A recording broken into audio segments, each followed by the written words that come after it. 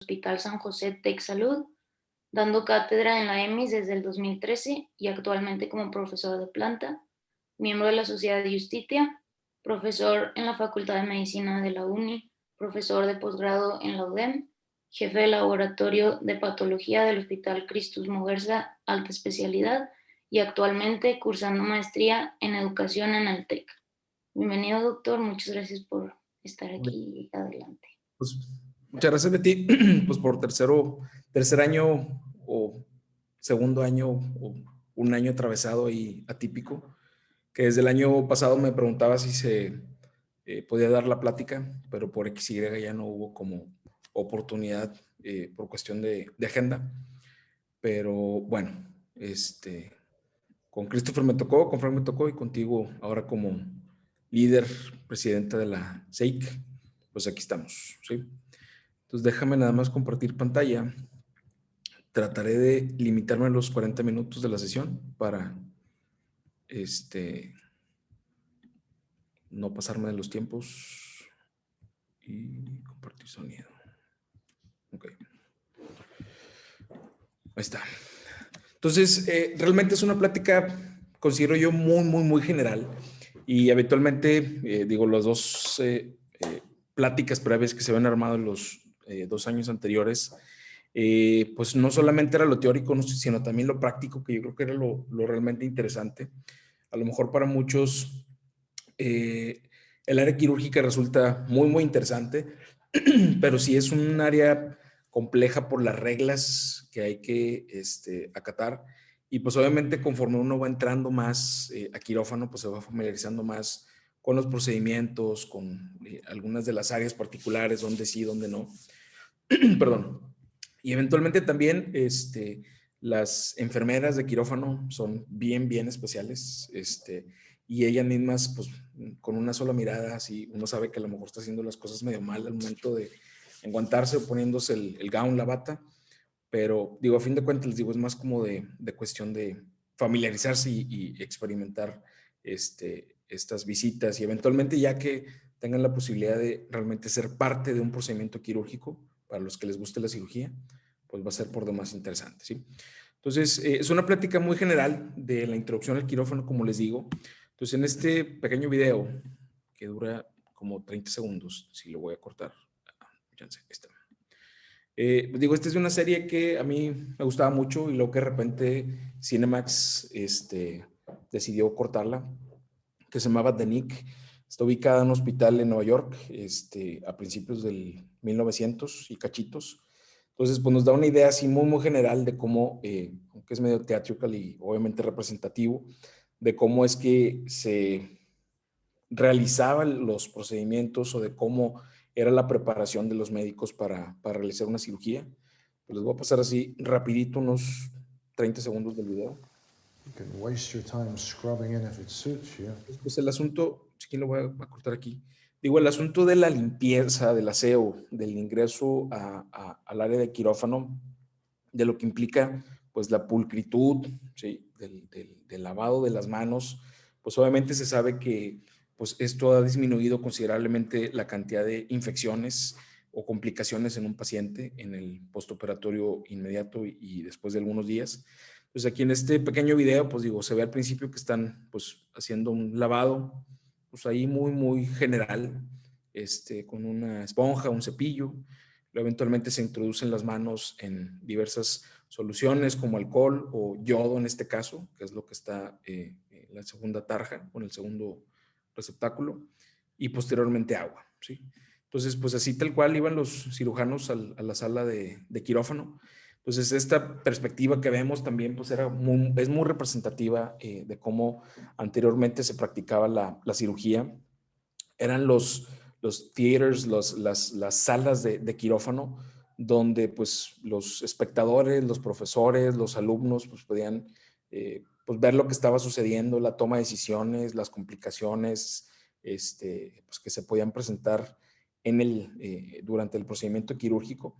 Y pues obviamente a lo mejor con fines a lo mejor de estudiantes de medicina, pues que presenciaran, ¿sí? A lo mejor el desarrollo de una técnica o la implementación de alguna técnica y eventualmente pues los que estaban acá pues pudieran estar acá de este lado con los procedimientos quirúrgicos, ¿sí? Entonces, pero se fijan, la mano está pues sin ninguna protección, pues eso sí, a lo mejor la bata blanca era más bien como para proteger la ropa del cirujano, más que por el asunto de la esterilidad. Se fijan, traen sus camisas, sus sacos, corbatas.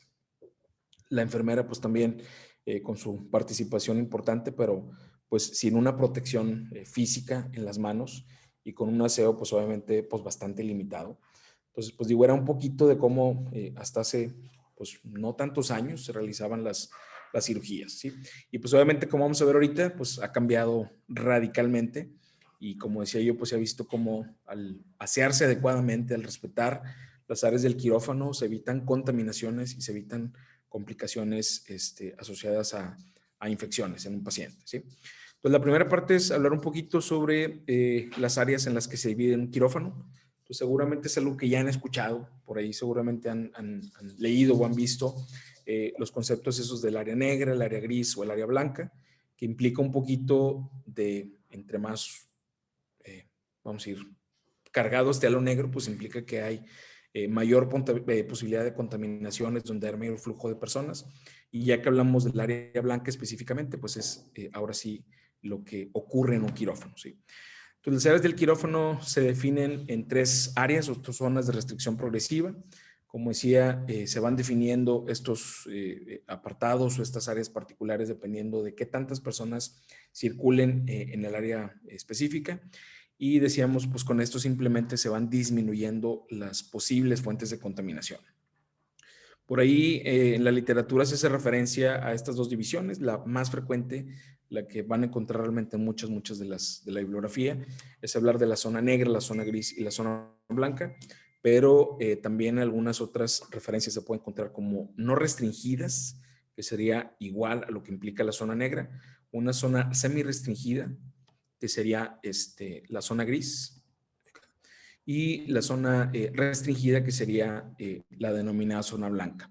Por ahí también pudiéramos encontrar la referencia de la denominada zona de transferencia, que está como in between entre la zona negra y la zona gris, y que también tiene como unos apartados o unas áreas muy específicas de lo que implica el quirófano. Y ahorita a lo mejor hablamos de eso.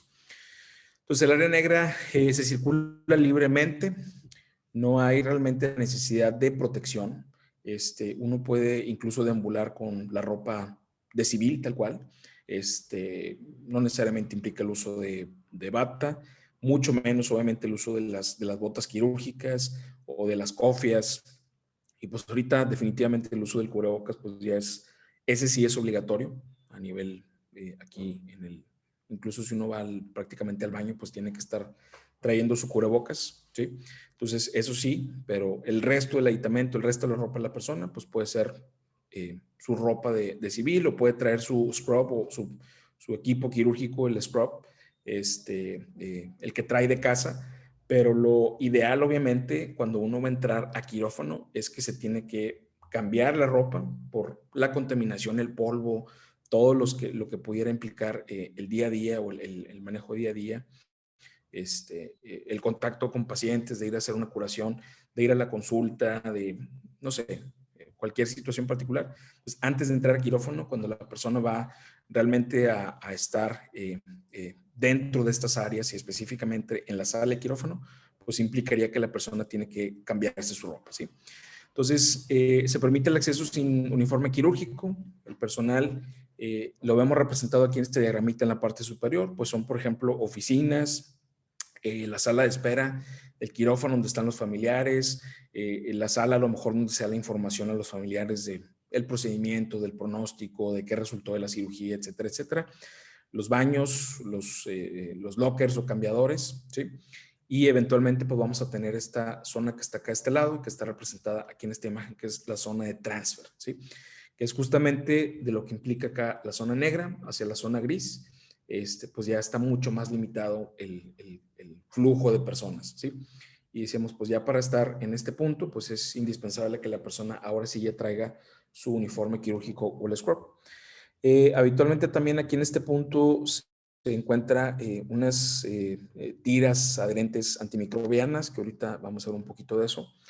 Lo que también pudiéramos a lo mejor encontrar en la sala o en lo que corresponde al área negra o zona de transfer slash, por eso les digo que en ocasiones está ahí como formando parte de la zona negra, es el cuarto de BTO, que esto sí es totalmente de patología. Entonces, habitualmente en los hospitales es un cuartito, es un choricito que tiene realmente lo mínimo indispensable, como es un microscopio, un criostato, que es este aparato que está acá de este lado, y un tren de tinción, una tarja, cintas métricas, básculas para cualquier procedimiento quirúrgico que implique establecer un diagnóstico transoperatorio, es decir, cuando el paciente está todavía en el quirófano, cuando está sedado, cuando está anestesiado, que identifican o observan alguna lesión sospechosa, la paciente entró a lo mejor por un abdomen agudo y resulta que pues es una lesión o trae alguna alteración ahí en el ovario y al cirujano, al ginecólogo, no le gusta el aspecto, la superficie, pues eso se envía a estudio transoperatorio, ¿sí? En lo que a lo mejor realizan otras disecciones y a través de esta ventanilla que se ve aquí al final, si fijan ahí como una barra, pues esta sería hacia acá hacia adentro, el pasillo realmente de quirófano o de las salas comunes de quirófano, lo que vamos a ver representado ahorita en el área gris, y esto pues sería área negra. No estamos realmente dentro del quirófano, simplemente tenemos una ventanilla para la transferencia de tejidos o material, y pues era cuestión de 10 minutos, 15 minutos, 20 minutos, en lo que se emite un diagnóstico presuntivo de un tejido que se congela a menos de 22, 23 grados centígrados en el criostato y visualizamos acá en el microscopio, pues si es benigno, si es maligno, si es un carcinoma, si es probablemente un linfoma o un leiomioma, etcétera, etcétera. ¿Sí? Lo que se pudiera sospechar ahí transoperatoriamente. Lo que les decía que estableciendo la diferencia entre área negra y área gris, característicamente también debería ubicarse este tapete adhesivo antimicrobiano. Se supone que se debe cambiar por lo menos una vez al día, depende mucho del flujo de personas. Entonces, como vemos aquí representado, por ejemplo, la contaminación que pudiese traer dentro de la denominada área gris. Por eso lo importante es que justamente en la banca de transferencia es que la persona se coloque las botas para evitar que la suciedad del polvo de este punto traspase para lo que está sucediendo acá de este lado y lo poquito mucho pues quede adherido en esta superficie, ¿sí?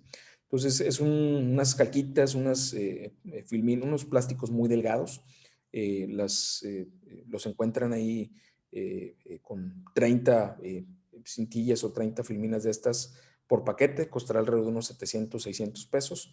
Y les digo, es sticky, es pegajoso y es para evitar pues esta contaminación, este traspaso de polvo.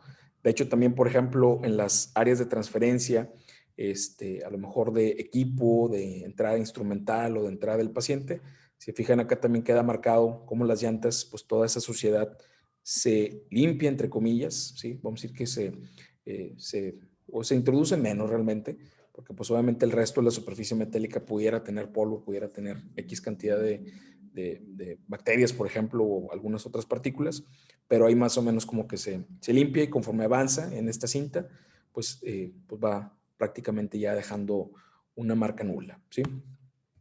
Lo que definíamos como la zona de transferencia se puede ver identificado como esto, de la zona en la que está el paciente o la sala de recuperación, por ejemplo, o la sala prequirúrgica, donde a lo mejor el paciente está esperando que se termine de hacer la sala o de hacer el proceso de asepsia, antisepsia de la sala de quirófano. Entonces, de los cubículos o del área les digo, de recepción o recuperación, pues se cruza el paciente sin necesidad de a lo mejor meter la camilla, ¿sí? Porque pues obviamente, como decíamos, todo eso implica contaminación. Entonces, pues esta está, vamos a decir que limitada el flujo o el paso de esta silla o de esta camilla dentro de los pasillos de quirófano. Entonces, pues no es necesario que ingrese el paciente con la camilla o la cama de su cuarto, ¿sí? Entonces, son zonas que están destinadas a la recepción de material y equipo, transferencia de los pacientes en las camillas, como ya mencionábamos. Entonces, por ejemplo, aquí zonas de recepción de los equipos, como mencionábamos, a lo mejor algunas solicitudes que se tengan que hacer o algún estudio que se tenga que enviar a algún otro sitio, pues se da a través de estas ventanillas, ¿sí? La denominada área gris es también llamada zona limpia o semi-restringida, como ya mencionamos anteriormente. Pues pues idealmente todas las personas que deben de estar en este sitio ya deben de tener el uniforme quirúrgico completo, que está acá representado por la cofia o gorro, el cubrebocas, la filipina, los pantalones del pitufo y las botas, ¿sí? Y pues ya es un flujo un poquito más limitado, como decíamos. Como puntos aquí de interés, se pudiera encontrar la sala de recuperación anestésica, los pasillos internos dentro del quirófano, ¿sí? Donde circula pues idealmente personal y los pacientes en la camilla, la zona de lavado quirúrgico, que ahorita vamos a platicar un poquito de eso.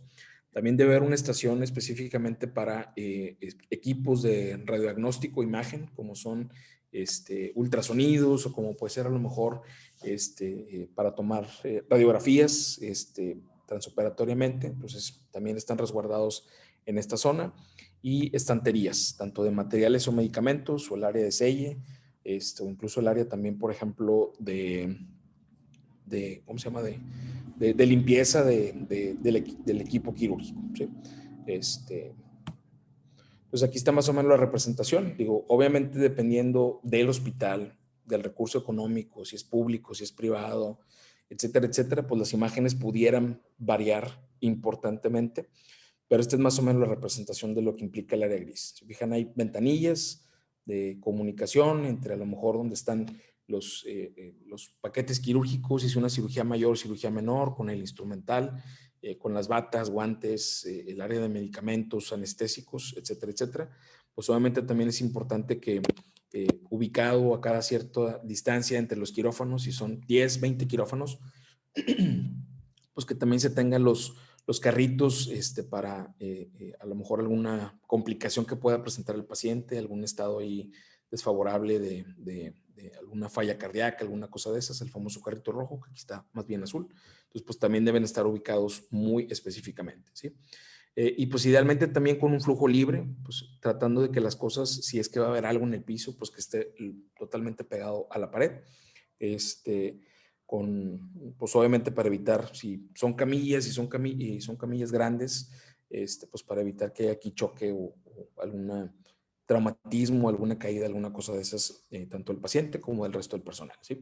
Pues habitualmente las áreas de aseo, de lavado quirúrgico, también pudiera variar en cantidad.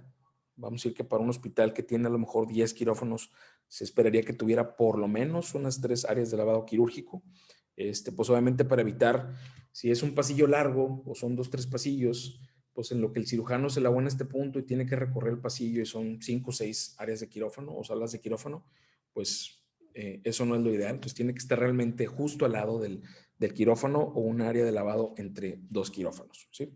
Ahorita hablaremos un poquito sobre las características del piso, de las paredes, del techo, etcétera, etcétera, ¿sí?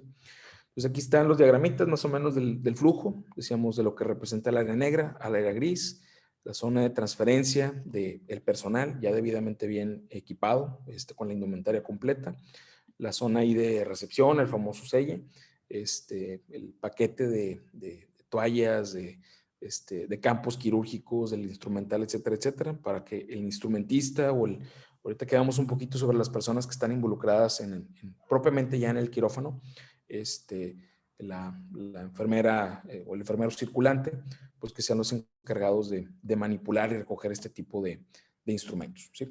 Y como decíamos, pues idealmente las zonas de lavado, uno por cada 2 a 3 quirófanos, idealmente al frente o in between 2 de ellos, para facilitar ahí el ingreso del cirujano debidamente bien lavado al área de quirófano, ¿sí?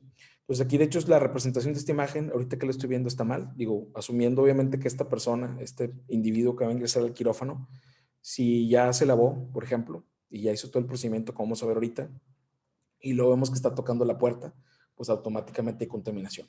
Entonces, el flujo y un poquito de la cultura en el quirófano, pues siempre es, una vez que la persona se lava, pues las manos deben estar en alto. Si va, por ejemplo, a tener contacto con puertas o con alguna superficie, pues que sea la parte posterior del cuerpo, el dorso, la espalda, la cintura, la que manipule, ¿sí? La que aviente la puerta, perdón, la que aviente la puerta para evitar, pues, estos riesgos de potencial contaminación, ¿sí? Y finalmente el área blanca es la zona de mayor restricción.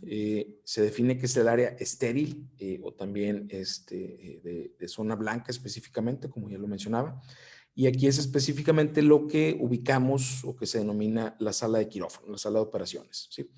Solamente debe ingresar el personal que se considera esencial para el procedimiento y debiendo estar debidamente vestido, con toda la indumentaria, ¿sí?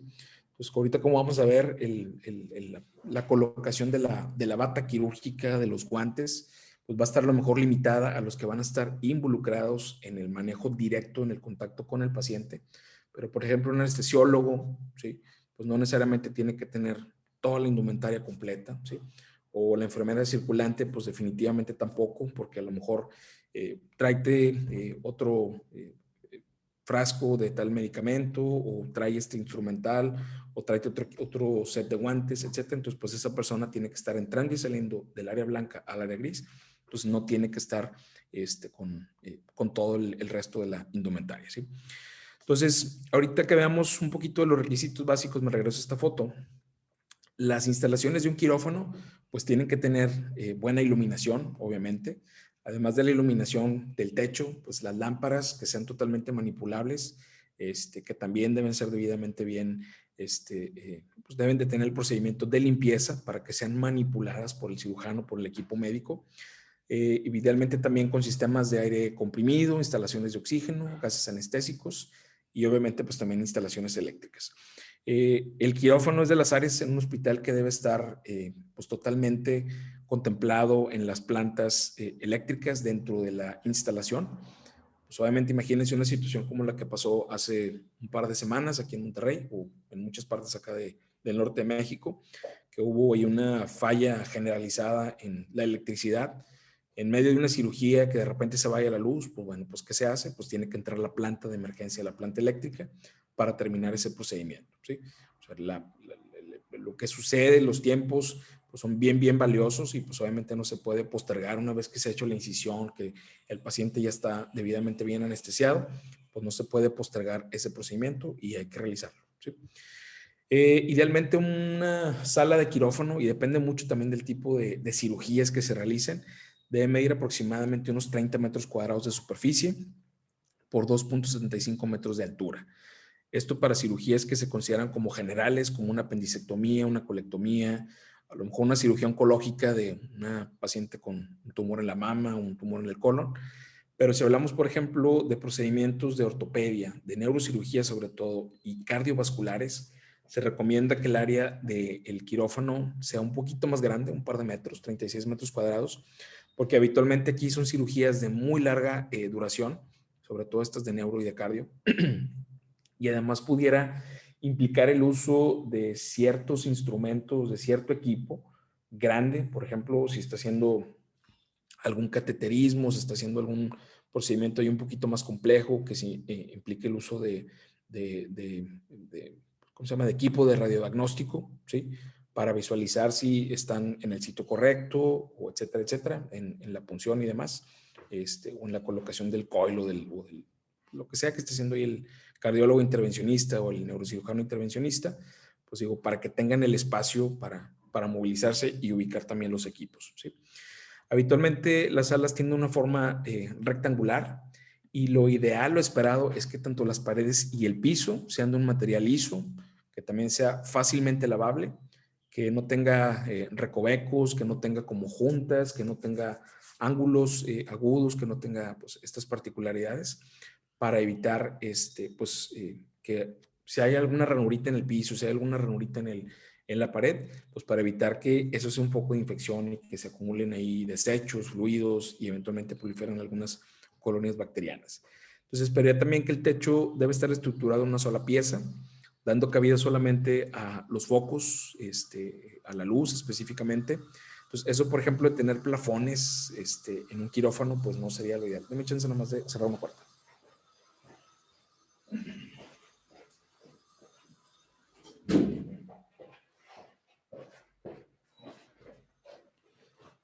Entonces les digo, tener plafones en un quirófano no es lo ideal, tiene que ser de una sola pieza. De igual manera, pues digo, de repente hay cirugías un poquito más violentas que puede haber pues, salida de sangre con un poquito más de presión o de fuerza, o al momento de estar utilizando a lo mejor alguna sierra como una striker, que haya polvitos ahí pues sí, polvitos de hueso que también pudieran llegar a contaminar. Entonces tiene que ser de una sola pieza. Y como decía yo, los ángulos de las paredes, del piso, del techo, idealmente deben ser romos, redondeados, para evitar, como decíamos, que se acumule polvo, suciedad, partículas y eventualmente que proliferan algunas bacterias por ahí. Entonces, por ejemplo, este quirófano que vemos acá de este lado, pues digo que tiene pues, realmente todo el equipo necesario, los equipos de anestesia, para el uso del electrocauterio acá de este lado y demás. Se fijan, pues el piso no es el ideal, porque este es un piso, pues parece que es cerámico o alguna cosa de esas, porcelanato, no lo sé. Pero imagínense la cantidad de polvo, de sangre, de secreciones que pudieran llegar a ubicarse entre cada uno de las losetas o de las losas estas. Por eso se prefiere que sea más bien como esta, que sea una superficie totalmente lisa, antiderrapante, eso también es un punto bien, bien importante, e idealmente que tenga este tipo de formación para que de igual manera pues no se acumulen aquí en este punto todas esas partículas y suciedad, ¿sí? Que sería más o menos lo que está pasando acá a este lado. Digo, esta es una representación digital, pero pues digo, pues es bastante claro cuál sería, qué se esperaría realmente de una sala de quirófano, ¿sí? Pues la plancha, y dependiendo del tipo de procedimientos también pudiera variar un poquito.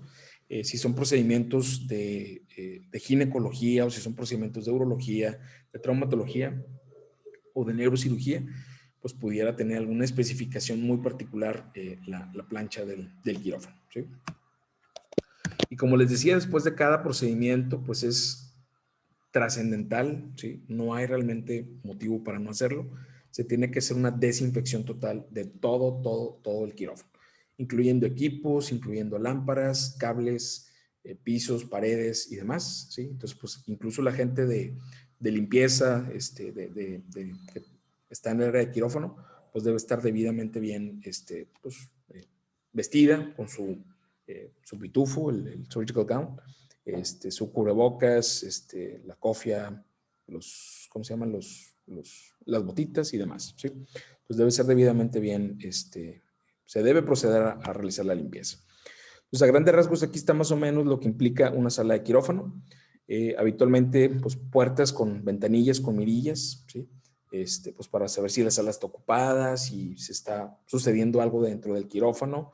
Pues decíamos un flujo laminar, también debe tener idealmente mecanismos de succión que también, pues, también pudieran los fluidos o secreciones que se estén manejando dentro de la cirugía o del procedimiento, pues que sean fácilmente pues, excretados o que salgan del paciente.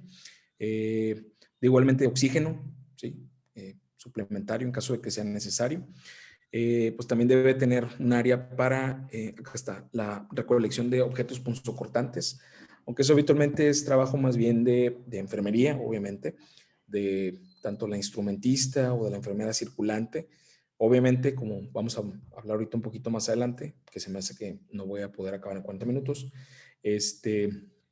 lo importante es pues siempre cuantificar, o sea, saber cuántas gases se abrieron, cuántos punzocortantes se abrieron, cuántas agujas de sutura, o cuántas suturas se abrieron o se manipularon en la cirugía, y que al término de la misma, pues si se abrieron 10 suturas, pues que efectivamente encontremos las 10 agujas, ¿sí? O tantas hojas de bisturí, pues que aparezcan las 10 o 5 las que se hayan necesitado, ¿sí? Controladores, bueno, controles para el clima, termostato, decíamos la iluminación, los paneles para gases o energía, posiblemente un reloj, una bocinita por ahí para la música, etcétera, etcétera, que son más bien particularidades de cada cirujano.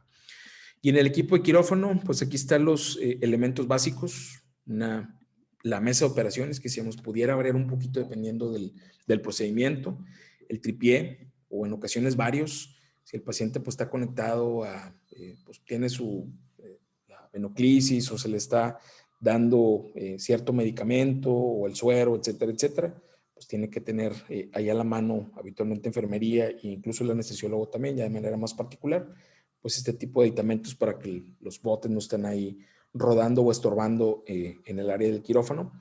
Una mesa de Pasteur, que es como la que está acá, que es habitualmente donde se pudieran ubicar inicialmente los campos quirúrgicos y eventualmente se prepara específicamente la mesa, el tray, el instrumental tray, que es esta larga que tenemos acá a este lado, ¿sí? Pues algún banquito, también pudiera haber algunos pies o algunos bancos de altura, de repente hay gente un poquito más bajita, cubetas para fluidos, desechos, incluso pudiera haber diferentes cubetas para desechos, a lo mejor alguna que se define como RPBIs, a lo mejor pues, ropa que se pudiera o gasas o alguna cosa que se pudiera estar manchando o impregnando de sangre, que se define pues que eso es realmente implicando RPBI, que maneja también, pues se tiene que manejar o depurar de una manera diferente, pero diferente a lo mejor a lo que sucede con empaques, con bolsas, con los papeles donde vienen los guantes, pues eso pudiera ir en una bolsa de esas, habitualmente son creo que verdes como menta, ¿sí? Y que implica desechos de uso rutinario y que no necesitan su depuración por parte de gente de RPBI. Las mesas de riñón, que les digo, es esta donde está realmente todo el instrumental, que dependiendo si es una cirugía mayor o cirugía menor, pues prácticamente ya está como definido qué tipo de instrumental se pudiera llegar a necesitar. Y la mesa de Mayo, es esta que está acá de este lado, que es realmente donde se ubican, ¿sí? Donde va a estar la enfermera instrumentista en contacto mucho más cercano y todos aquellos instrumentos de uso mucho más frecuente dentro de la cirugía específica, aquí van a estar ubicados, ¿sí? Está mucho más al alcance y en caso que se ocupe alguna otra cosa de la mesa de riñón que está acá abajo o acá un poquito más a la parte frontal de nosotros, pues ya será cuestión de pues, que se traslade de aquí hacia este punto, ¿sí? Y ahorita vamos a ver un poquito de eso. Las personas que quieran, oigo, ¿qué Perdón hubo? por interrumpirlo. No, nada más para que no se presione, no se va a cortar a los 40 minutos. Ok, ok. Es que como vi que era una sesión cortita y luego por eso un mensaje. Ok, pues me puedo tardar las 3 horas. Excelente. ¿Dudas, preguntas hasta ahorita? ¿Algún comentario? No, todo claro, muy bien. ¿Quiénes son las personas que integran el equipo quirúrgico? Pues relativamente sencillo. Pues obviamente tenemos ahorita me regreso, tenemos al cirujano, el lead surgeon, pues dependiendo decíamos si es de urología, de traumatología, de otorrino, de neurocirugía, pues hay alguien que tiene que asumir ese rol de responsable directo del acto quirúrgico, de las decisiones que se tomen en el manejo de ese paciente. Dependiendo de si es diestro o siniestro, pues ya son más como preferencias de dónde a lo mejor le gusta trabajar mucho mejor. No es obligatorio que esté a la derecha del paciente. Dependiendo también de lo complejo de la cirugía, pudiera haber un ayudante, 2 ayudantes, ¿sí? Que a lo mejor es un procedimiento a nivel cardiotorácico, se necesita a lo mejor que haya varias personas que estén, pues a lo mejor con los retractores, jalando tejido o ayudando a manipular, o a lo mejor que alguien incluso esté manipulando también el sistema de succión. Entonces, pues esto pudiera variar. Pues realmente son los que, bajo la batuta del cirujano, pues están siguiendo sus indicaciones. Habitualmente se ubican frente al cirujano, ¿sí? Dependiendo si es 1 o 2, decimos, pero puede haber incluso algunos a los lados, ¿sí? La instrumentista es la que le da al cirujano dependiendo de lo que necesite y es también mucho pues de rutina. Obviamente, cada instrumentista, cada médico, más bien cada médico, pues trabaja de una manera muy particular, le gustan las cosas de cierta manera. Entonces, obviamente, las instrumentistas que trabajan en un quirófano, pues también van como reconociendo a este cirujano le gusta esta marca de suturas o le gusta el instrumental a lo mejor de estas características. Entonces, incluso las instrumentistas se adelantan en ocasiones a las necesidades del cirujano, ya que eventualmente les toque una cirugía o si alguna vez han ido alguna, pues hay como una dinámica una dinámica bastante buena entre cirujano e instrumentista, ¿sí? Porque obviamente el instrumentista pues no puede entorpecer el trabajo del cirujano, ¿sí? Si le pide unas pinzas de tales características o unas tijeras de tales características, el instrumentista le da otra y el cirujano la agarra y pues está a lo mejor totalmente centrado en lo que está pasando en el campo quirúrgico y pues, solamente extiende la mano y al momento que quiere utilizar, pues resulta que no es, pues obviamente ahí se pierde mucho el flujo del trabajo, ¿sí? Como punto importante, y ahorita vamos a aclarar un poquito más de eso, Obviamente todo lo que implica el manejo dentro de esta zona debe estar debidamente bien esterilizado, ¿sí? Obviamente cualquier cosa que se caiga, si se llega a caer una gasa, una pinza, lo que sea, pues no hay que recogerlo, porque pues obviamente el piso está contaminado y si están ustedes enguantados, si están totalmente vestidos, pues digo, no hay por qué, hay 300 pinzas más, como vamos a ver ahorita, en la mesa esa, la riñón, la de tipo riñón, entonces no es necesario acelerarse a querer ayudar y levantar las cosas. Al final de la cirugía, pues se levantará o la circulante que está fluyendo libremente, que no está vestida, pues puede recogerlo y ponerlo para que entre a la cuenta, ¿sí? Entonces, la circulante es el enlace entre el acto estéril, que decíamos, pues es lo que está sucediendo aquí realmente, y las maniobras sépticas, todo lo que está por fuera del campo quirúrgico. Y el anestesiólogo, decíamos, no necesariamente tiene que estar totalmente vestido con la protección que establecimos al principio, ¿sí? Pues va a estar en la cabeza del paciente, visualizando signos, que si a lo mejor hubo necesidad de intubación orotraqueal, pues que esté cómodo el paciente, que a lo mejor al momento está también revisando los signos y se ve que se está moviendo, pues a lo mejor aumentar la dosis de la anestesia, etcétera, etcétera. Sí, pues obviamente, pues eliminando la sensación dolorosa. Entonces me regreso aquí a la imagen esta. Yo les digo, pues pudiera variar un poquito la imagen. Acá, por ejemplo, nos pintan al cirujano y al auxiliar a un lado de él. Pues digo, depende mucho del tipo de cirugía, obviamente. El anestesiólogo habitualmente a la cabeza del paciente. La instrumentista, ¿sí? Pues dependiendo también del gusto del médico, a lo mejor la quiere tener enfrente y mandar al cirujano, ¿cómo se llama? El segundo, primer cirujano a un lado o al frente. Entonces, pues eso, pues obviamente pudiera impactar un poquito en la dinámica. Y el circulante, viendo ahí las necesidades, que a lo mejor está aquí demasiado cerca a lo que representa el quirófano, o más bien la plancha quirúrgica. Entonces, pues a lo mejor debería estar un poquitito más alejado, ¿sí? Y digo, acá nada más como manera de y tengo muchos amigos anestesiólogos, de hecho, una de mis mejores amigas de la escuela es anestesióloga. Aquí fácilmente podemos identificar quién es el anestesiólogo y no creo que hay mucha dificultad en saber que a lo mejor es la persona que está acá atrás. Obviamente también muchos de los cirujanos pues tienen confianza con sus anestesiólogos porque ya los conocen, porque han trabajado con ellos durante varios tiempo. También pues obviamente pues parte del seguimiento postoperatorio que tiene que tener un paciente posterior a una cirugía no solamente es por el cirujano, sino también el anestesiólogo, viendo si hay dolor, si al momento que se le puso anestesia, un bloqueo, si está a lo mejor recobrando la sensibilidad como se debería, etcétera, etcétera. Entonces, pues el cirujano, el anestesiólogo también tiene una función, pues obviamente sumamente trascendental. No hay cirugía sin un anestesiólogo, así de sencillo, a menos que sea un procedimiento totalmente no invasivo, que a lo mejor con anestésico local se puede realizar, pero ya cirugías mayores, pues implican el trabajo de un anestesiólogo, ¿sí? Y pues obviamente el traer la bocina Bose, un buen iPod con buena música, también dependiendo del gusto del cirujano, pues es como parte de la dinámica, ¿sí? Y pues es, a fin de cuentas, esa amistad, es confianza que se genera en el ambiente de trabajo. Puede haber cirujanos muy ceremoniosos, muy solemnes, que silencio absoluto, que se escuche el clic del reloj, etcétera, etcétera. Pero hay otros que sí les gusta mucho el despapalle en la cirugía y pues qué hiciste ayer y qué fue al cine o qué no fue al cine y qué COVID y cosas de esas, ¿sí? Muy bien. Entonces digo, aquí más o menos también les digo lo que les mencionaba de la posición de las mesas. Esta sería en forma de riñón, que está un poquito más alejada. Acá, aunque no se ve, yo esperaría que estuviera la mesa de Mayo, que es mucho más chiquita, mucho más accesible, más en contacto con el área quirúrgica para pues, simplemente estar ahí pues, proveyendo más bien el instrumental necesario, ¿sí? Oigo, ¿qué muy bien?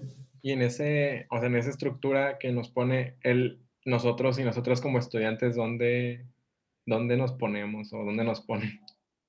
Pues es que depende de la participación. Mira, por ejemplo, acá tienes a alguien que solamente está observando el procedimiento, pero yo pienso que esta doctora que está acá de este lado debe ser estudiante. Entonces puede ser a lo mejor un procedimiento muy pequeño, o sea, no por menospreciar, pero a lo mejor es una apendicectomía, es una cirugía de rutina que en 45 minutos, debidamente bien establecido, que tiene pues leucocitosis, que tiene estudio de imagen que confirma que hay inflamación del apéndice, etcétera, etcétera, que en 40 minutos a lo mejor se hace la incisión, si es vía laparoscopía o laparotomía, que ahorita hablamos un poquito de eso, y termina bien rapidito. Pues a lo mejor el cirujano dice, no, pues ¿para qué le hablo a aquel güey que viene a ayudarme a las cirugías? Pues con un estudiante, un residente es más que suficiente. ¿Sí? Entonces, te digo, puede ser que el estudiante de medicina funja como un cirujano auxiliar o primero o segundo cirujano, ¿sí? O que sea pues como un ayudante de circulante. Entonces depende mucho, ¿sí? Por eso también es que frecuente, como mencionamos ahorita, que haya banquitos. O sea, si es una cirugía y hay como 3, 4 personas y pues quieres ver lo que está pasando, pues nomás acercas el banquito, así como que, o el escaloncito a ver qué está pasando, qué están moviendo o señalando alguna cosa de esas, ¿sí? Pero te digo, yo pienso, digo, por la dinámica de lo que está pasando acá, digo, pues pensaría que estos son a lo mejor el cirujano principal y el primer ayudante, y acá tiene al estudiante nomás como con un retractor o alguna cosa de esas para permitir que se visualice mucho más sencillo el área quirúrgica, ¿sí? Pero bueno, ya les tocará a ustedes en 6 meses más o menos, ¿ok? ¿No? ¿Qué menos?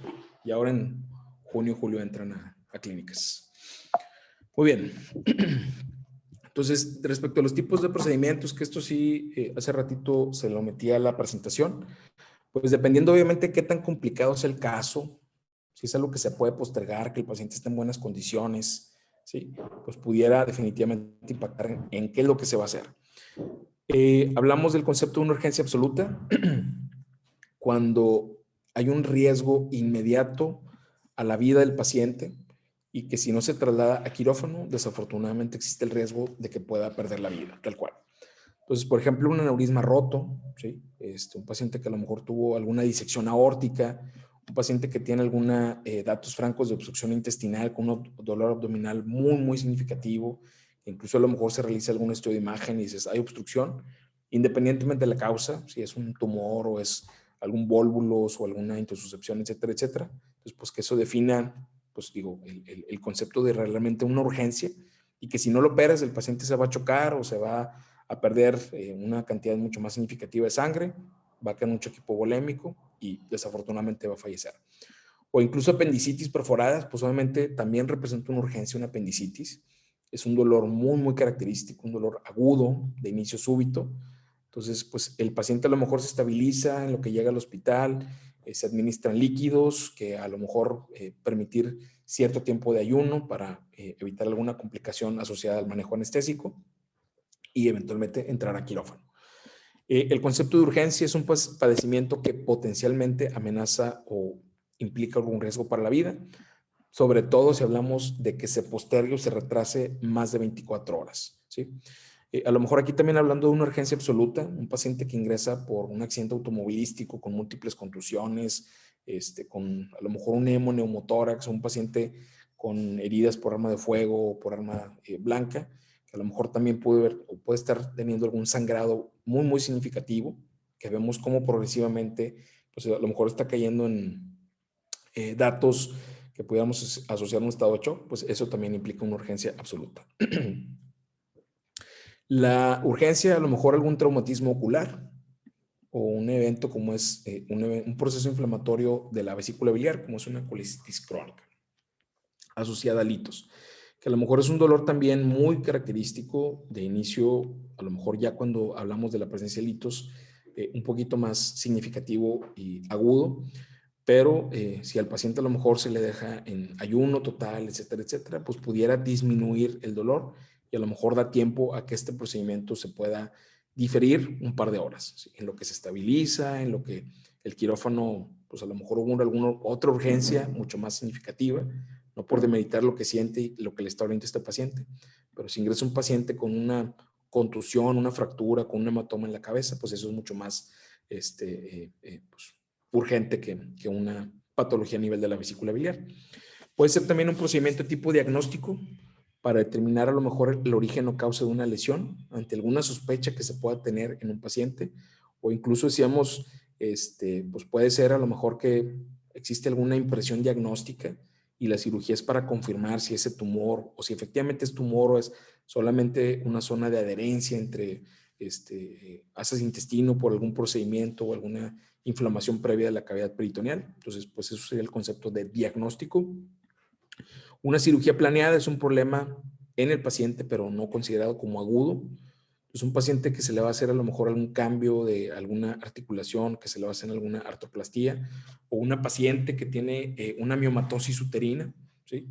Que a lo mejor tiene 3 años, 2 años y de repente tuvo un sangrado, le hicieron un estudio de imagen y resulta pues si hay miomas, pues, y ya tuvo los hijos que quiso tener, los que no quiso tener, pues se procede a hacer una histerectomía o solamente la resección del mioma. Entonces todo eso se puede postergar, ¿sí?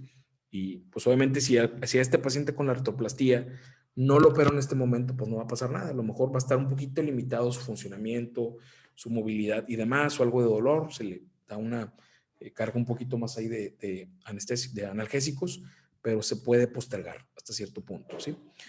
Una cirugía paliativa, es aquella que se utiliza para aliviar síntomas en procesos patológicos, sobre todo en pacientes oncológicos. Una paciente a lo mejor con cáncer de mama, con un tumor grande, que se le ha dado a lo mejor adyuvancia, que se le ha dado quimio y radioterapia, para disminuir un poquito el tumor y que no sea una cirugía tan pues, extensa o tan traumática, pues de alguna manera, por lo que pudiera implicar. Entonces, pues a manera de cuidado paliativo, ¿sí? No que realmente vaya a impactar en el pronóstico de la paciente, ¿sí? Porque desafortunadamente a lo mejor es una enfermedad que se ha diseminado, que etcétera, etcétera. Entonces, se hace solamente con fines, les digo, de paliación, de lo que implica el cuidado de un paciente oncológico o algún otro paciente que pudiera tener algún dolor así muy sordo, muy incapacitante, pues que pudiera implicar la resección de algunas raíces nerviosas. Y finalmente, procedimientos estéticos, que es solamente para pues, mejorar el aspecto personal y la seguridad en el paciente, como son a lo mejor cirugías de tipo mastopexias, glándulas mamarias grandes, que hay que hacer a lo mejor alguna mamoplastía de reducción y también a lo mejor ubicarlas anatómicamente en un punto un poquito más alto, o rinoplastías, ¿sí? Y finalmente, cirugías ambulatorias son aquellas de corta duración, de rápida recuperación, y que como decíamos, a lo mejor el paciente pues no tiene que necesariamente entrar al quirófano del X hospital. Muchos a lo mejor centros médicos o grupos de consultorios o muchos cirujanos plásticos tienen áreas de cirugía ambulatoria que, pues decíamos, dura 45 minutos, 1 hora, 90 minutos la cirugía, pasa el efecto anestésico, el paciente empieza a lo mejor a comer algo, le duele, no le duele, y se va a su casa a seguir la recuperación, ¿sí? Entonces, a lo que les iba a mencionar acá con esta imagen, decíamos, por ejemplo, para el caso de un paciente con una apendicitis o alguna otra afectación a nivel de cavidad abdominal, pues como bien sabemos, hay 2 tipos de procedimientos a grandes rasgos. Hay una laparotomía y hay laparoscopías. La laparotomía implica una incisión mucho más amplia, implica que se pueda visualizar toda la superficie con el uso, como vemos acá, de retractores, etcétera, etcétera, ¿sí?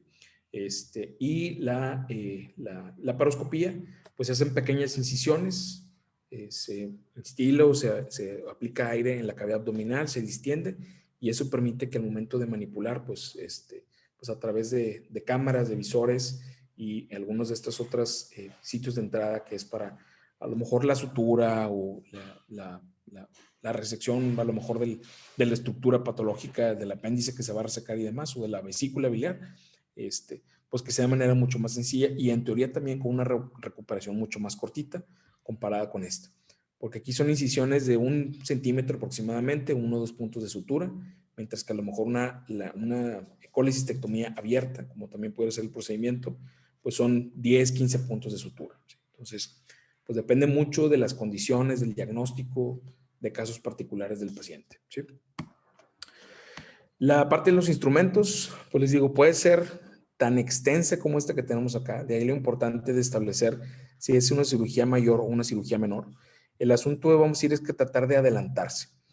Y también como punto importante, una vez que se abre el equipo, que se abre, que se expone, que le empieza a caer aire, etcétera, etcétera, automáticamente ya se considera que es parte de esta cirugía, ¿sí? Y se tiene que lavar a pesar de que no sea, y se tiene que lavar y desinfectar, esterilizar, a pesar de que no se haya tocado, que no se haya utilizado, ¿sí? No es como que, bueno, pues mira, si utilizamos tales o cuales pinzas, déjame las guardo, para el otro paquete de la cirugía, etcétera, etcétera. No, se tiene que esterilizar todo el equipo de ese procedimiento, o todo el instrumental de ese procedimiento quirúrgico, pues en el mismo paquete, vamos a decirlo, ¿sí?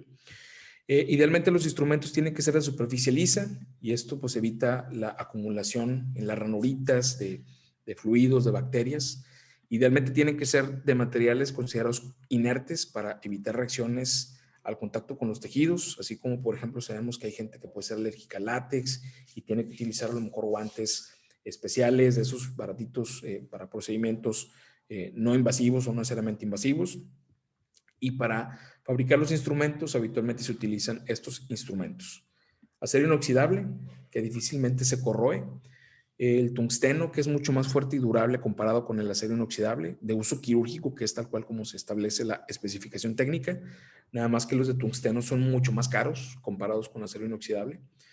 Instrumentos de titanio, que proveen una mayor fuerza y a pesar de que, o más bien, brindan mayor fuerza y son mucho más livianos comparados con instrumentos de acero inoxidable. Y también pudiera haber algunos instrumentos conformados a base de aluminio y plástico, pero son bien, bien contaditos los que se llegan a utilizar.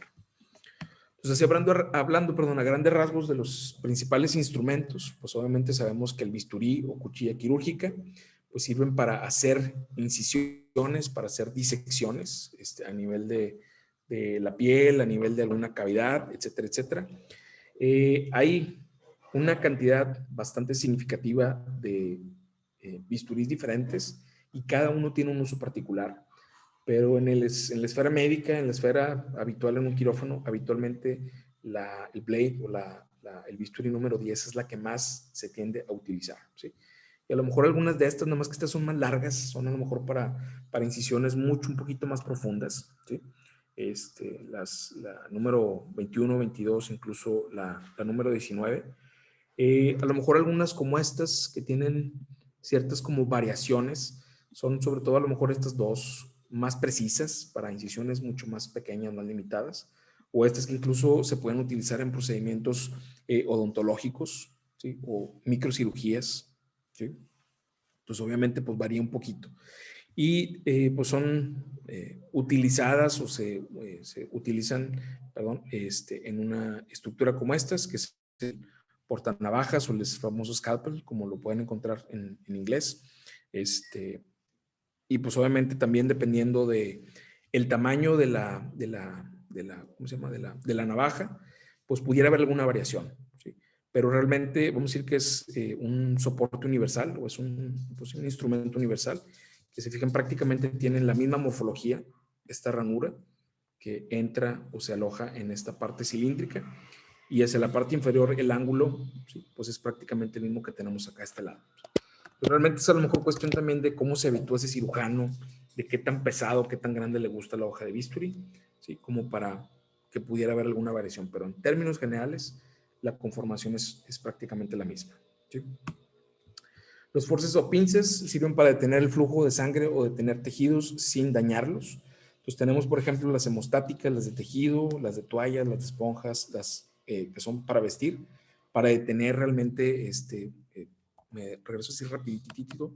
Entonces, también obviamente todos estos, los campos quirúrgicos que se están aplicando en ocasiones también pudieran depender de poner clamps, de poner pinzas para detenerlos en un punto y que no se estén deslizando y que ya contaminar el área. Entonces, es un poquito la referencia de estas pinzas o forceps y las splinter.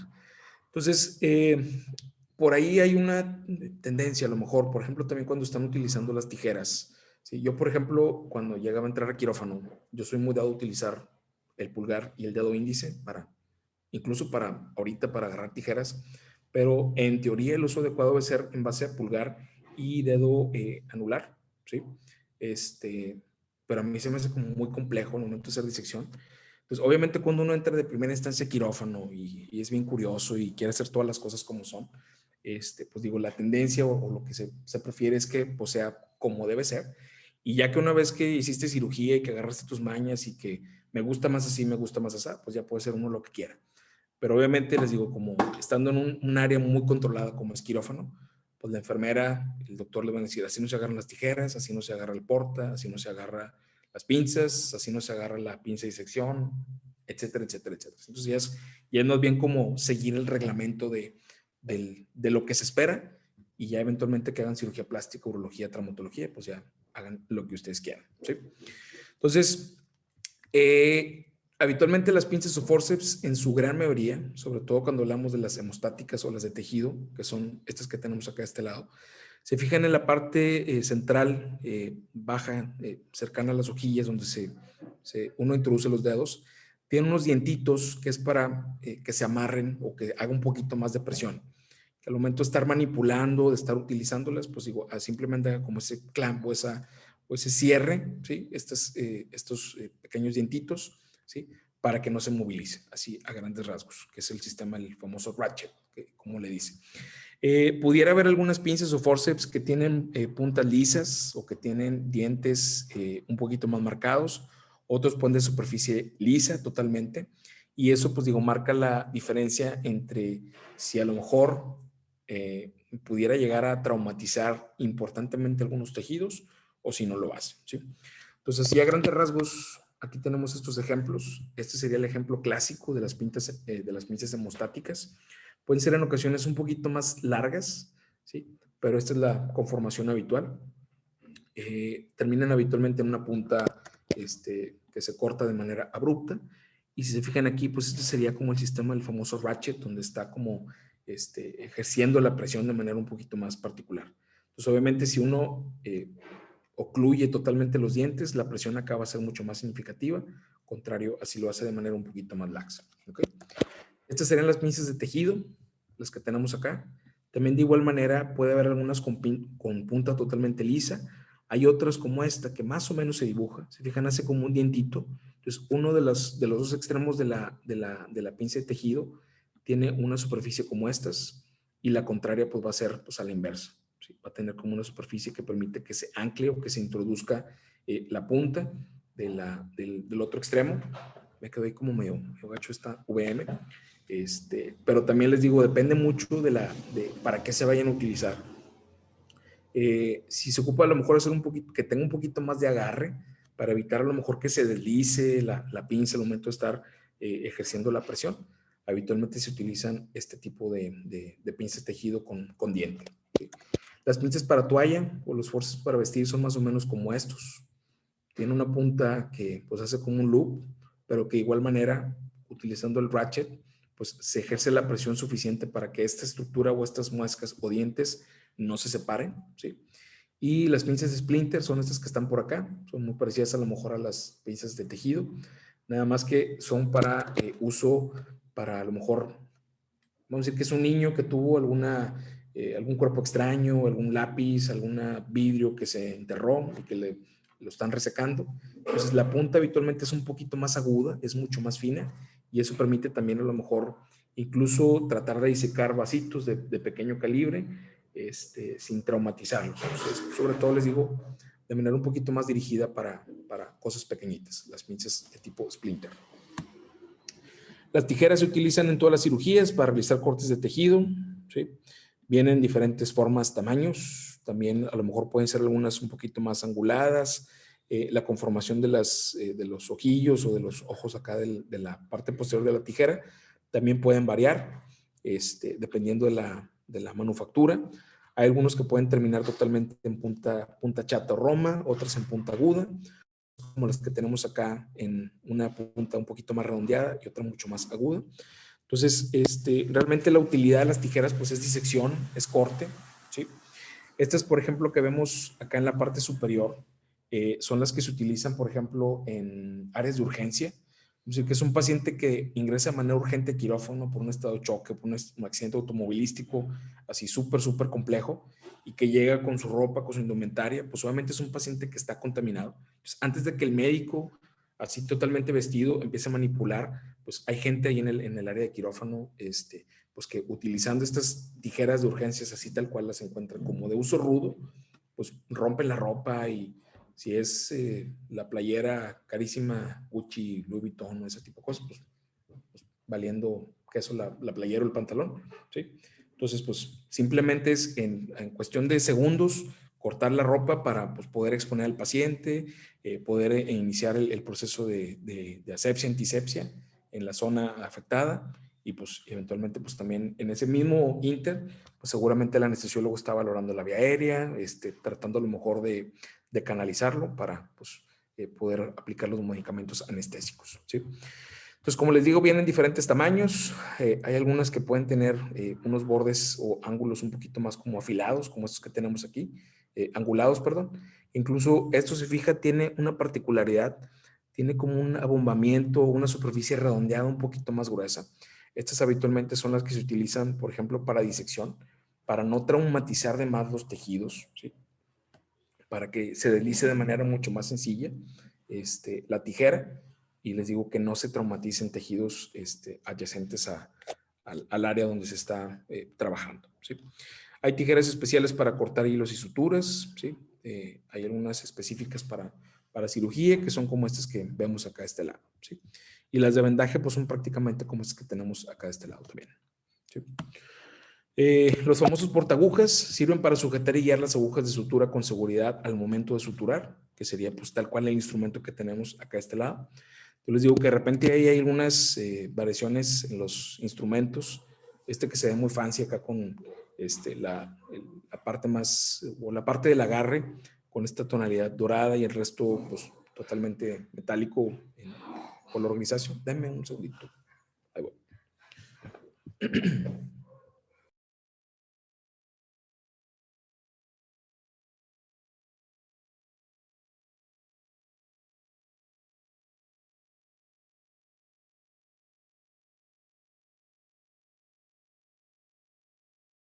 Ya, perdón. Entonces les digo, pues realmente es, pues de igual manera, uno esperaría que el agarre que uno utiliza con este instrumento, de igual manera sea con los dos dedos que ya mencionaba, el pulgar y el dedo anular. Para algunos a lo mejor es más sencillo utilizar el anular, perdón, el pulgar y el índice. Y algunos otros son un poquito más curiosos y lo que hacen es simplemente agarrar el instrumento a través de esta superficie con toda la mano prácticamente, como para hacer el movimiento de la, pues, del uso de la sutura como tal, ¿sí? Entonces, digo, aquí está un poquito más es representativo realmente. Aquí se está nada más haciendo como el ejercicio de dónde es que se debe de agarrar específicamente la sutura, pues sí, la parte metálica de la sutura. Entonces, se fijan también la parte interna tiene unos dientecitos apenas perceptibles, ¿sí? Entonces, lo ideal es que la aguja de la sutura se agarre un poquito más hacia la parte central anterior para evitar que al momento que uno está introduciendo la aguja en el tejido, en la piel, en la grasa, etcétera, etcétera, pues no se doble, ¿sí? Porque luego se va a complicar un poquito más el trabajo pues con el instrumento. Yo les digo, ya también es cuestión de experiencia, de cómo sienten mucho más confiados, si utilizándola a través de los dos ojos o las dos hojillas acá en la parte posterior, o si prefieren agarrarla más como del dorso del portagujas en la parte central, como para tener un poquito más de agarre, ¿sí? Y ya son de los últimos instrumentos para pasar a lo que tiene que ver con la limpieza y la preparación. Los retractores de tejidos, habitualmente hay algunos manuales y otros de autorretención. Sirven para retraer, exponer o retener tejidos, músculo, órganos o huesos para exposición quirúrgica. Entonces hay algunos muy sencillos como estos que tienen un par de muescas o dientes y como decíamos, pues simplemente es, pues dependiendo de lo que necesite el cirujano, el lead surgeon, pues lo ubica en un punto particular y el ayudante o el estudiante que está ahí observando o siendo partícipe del procedimiento, pues simplemente retrae o jala el tejido hacia él, pues para que el campo de área quirúrgica sea mucho más visible, ¿sí? Acá tenemos unos de esos que son de autorretención, ¿sí?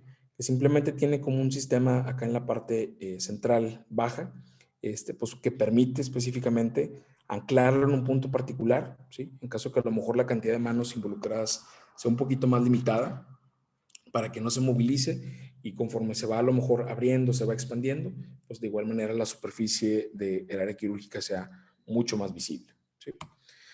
Pues acá tenemos algunos ejemplos de esos de autorretención. Estos habitualmente son para procedimientos a nivel abdominal, ¿sí?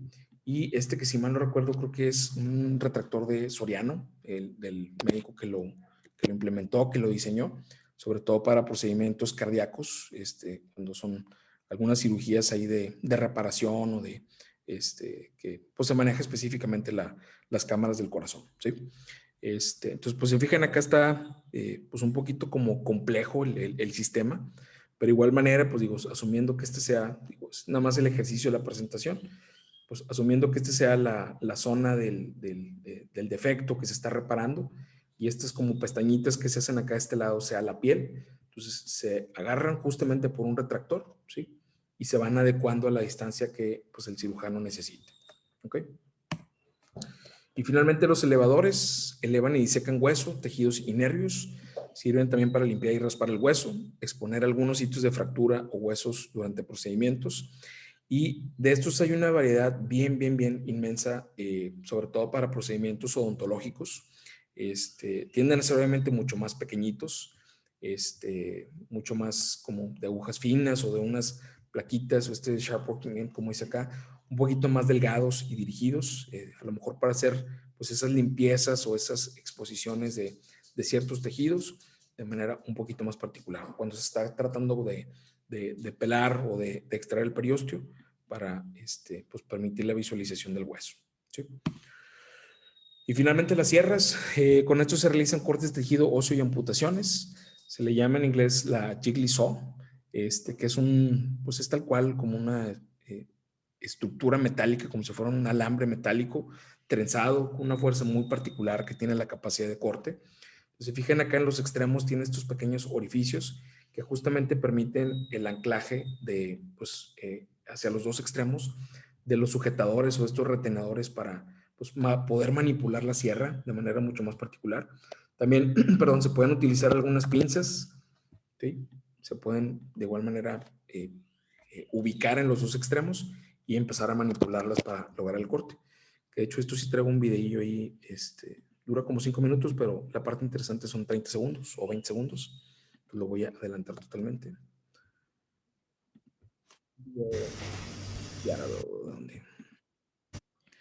Entonces aquí van a hacer una esternotomía. Entonces pues simplemente están ubicando o disecando los tejidos para poder introducir la sierra tipo Gigli, ¿sí?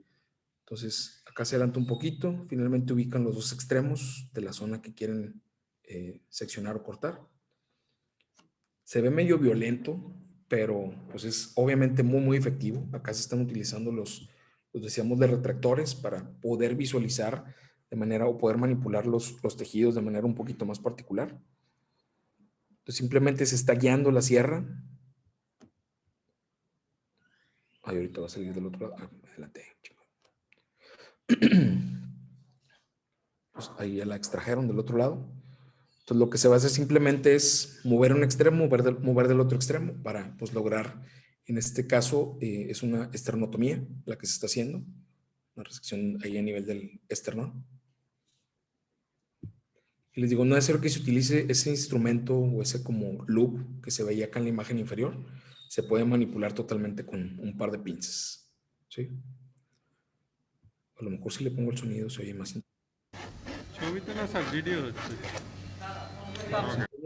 Langdown.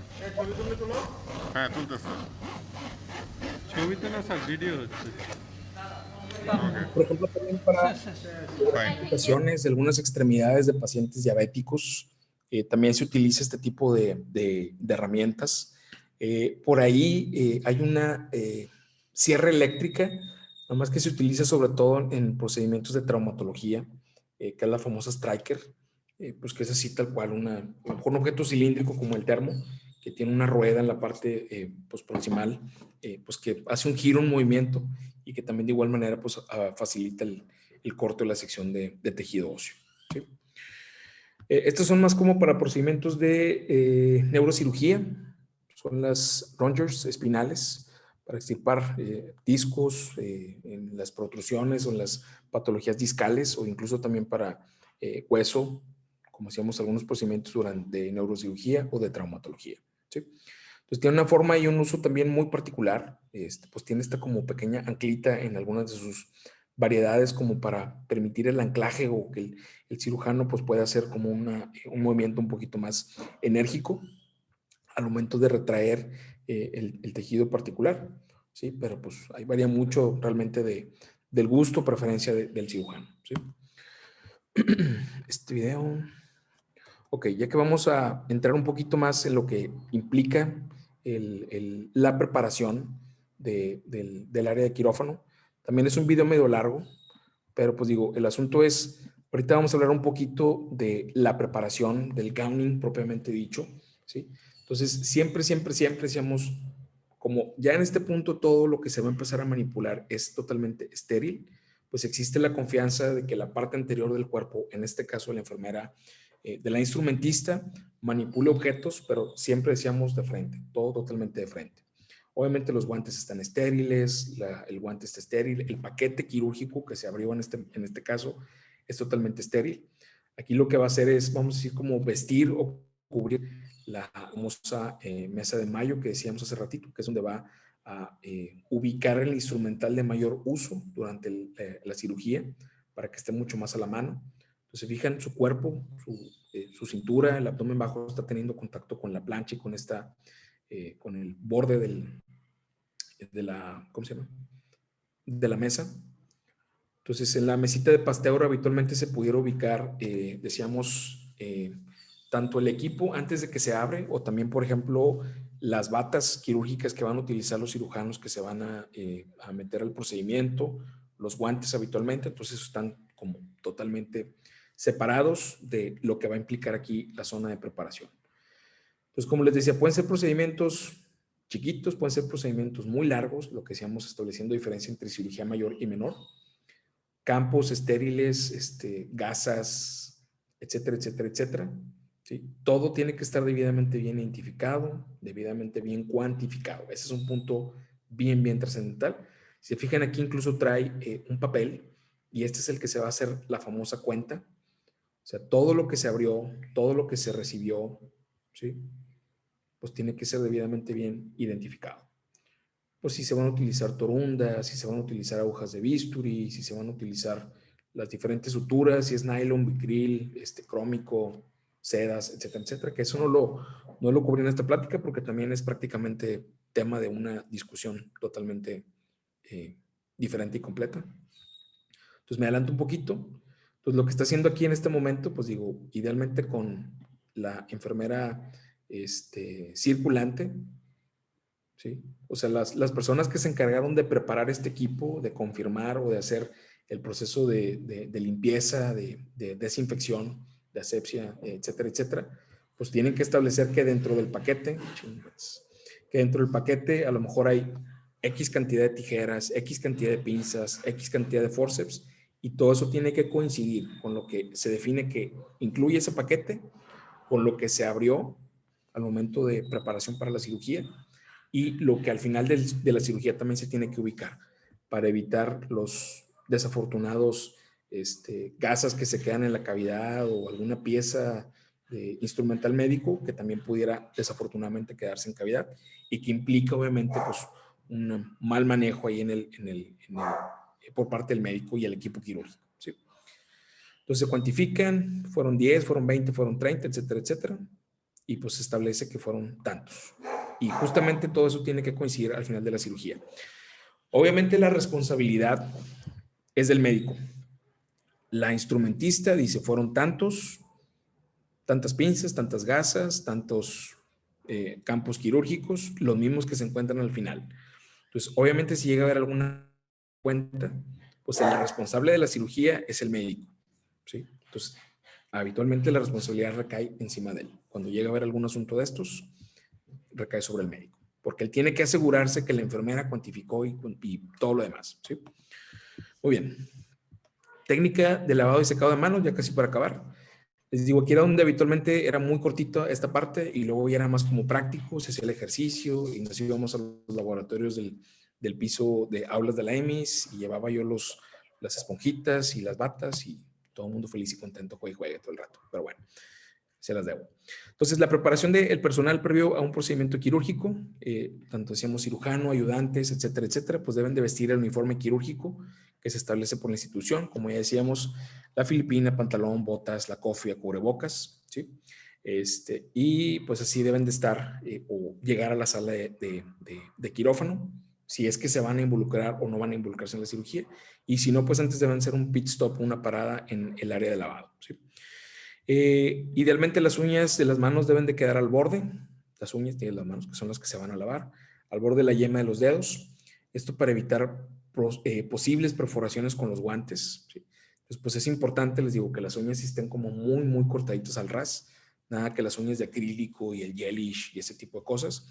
Igual si traen ahí las uñas con piedras y pues ya ven que de repente salen uñas ahí muy curiosas, trabajadas muy rarillas, entonces nada de eso se permite. Tampoco podemos o se pueden utilizar anillos, aretes o cadenas, ya que también pueden, pues a lo mejor si en algún momento, desafortunadamente, el arete del médico se desprende o el anillo de compromiso así con los 25 quilates o lo que ha sido, con el piedrón, pues también obviamente es una posibilidad de que se perfore, que al momento de estar manipulando se rasgue el guante y se contamine tanto el médico como el paciente, ¿sí? No se recomienda el uso de esmalte de uñas. De hecho, también habitualmente se prefiere en un buen hospital que la gente que va a entrar a quirófano idealmente no esté utilizando maquillaje, ¿sí? O sea, que entren prácticamente con la cara limpia, la cara lavada. Pues revisar las manos para establecer si previo a la cirugía, antes de incluso el lavado, si hay alguna herida por ahí que pues pudiera implicar la posibilidad de entrada ante contaminación. Si es un paciente a lo mejor con alguna enfermedad infectocontagiosa tipo VIH, pues que pues desafortunadamente existe algún riesgo para el paciente. Si es un paciente con algún virus hepatotrópico de igual manera, ¿sí? Que obviamente, pues digo, incluso si se sabe que ese paciente no tiene, que se realizó una prueba y que es negativo, todos los pacientes deben ser tratados como si lo fueran. El mismo protocolo de limpieza, de manejo, de cuidado, si no es porque a lo mejor está confirmado, deben ser exactamente los mismos cuidados y precauciones, exactamente las mismas, ¿sí? El área de lavado quirúrgico, decíamos, pues son áreas diseñadas precisamente para que el cirujano, el equipo quirúrgico, pues realice el proceso de limpieza. Debe estar junto al quirófano o entre los quirófanos, decíamos, desde el punto de vista de comodidad y seguridad. Nada que el área de lavado está al final del pasillo y son 20 metros en lo que llega el quirófano y pues con las manos elevadas, pues eso ya sirvió para que pues de los ductos del aire y cosas después se contaminaran a lo mejor. Es de uso exclusivo y único y exclusivo para lavado de manos y brazos. Nada que la enfermera acaba de comer los tacos y llega a quererse lavar los dientes o me voy a lavar la cara porque creo que me cayó algo en el ojo. Entonces, habitualmente hay siempre como áreas específicamente diseñadas para el lavado o los famosos lavaojos, si llega a haber alguna contaminación como en algunos laboratorios, pues para que específicamente se instile o se irrigue agua de manera directa, ¿sí? Es preferible que se utilicen lavabos con llaves automáticas, o sea, que tengan sensores. Algunos de los lavabos, déjame si puedo parar este GIF que ya me cansó un poquito. Que algunos de los, no me va a dejar, bueno. Algunos de los lavabos de estos, pues sí, en los quirófanos son totalmente sensibles al movimiento, o incluso hay algunos que a nivel de la rodilla, si son un poquito más largos, con la rodilla se empuja el botón para que pues fluya el agua.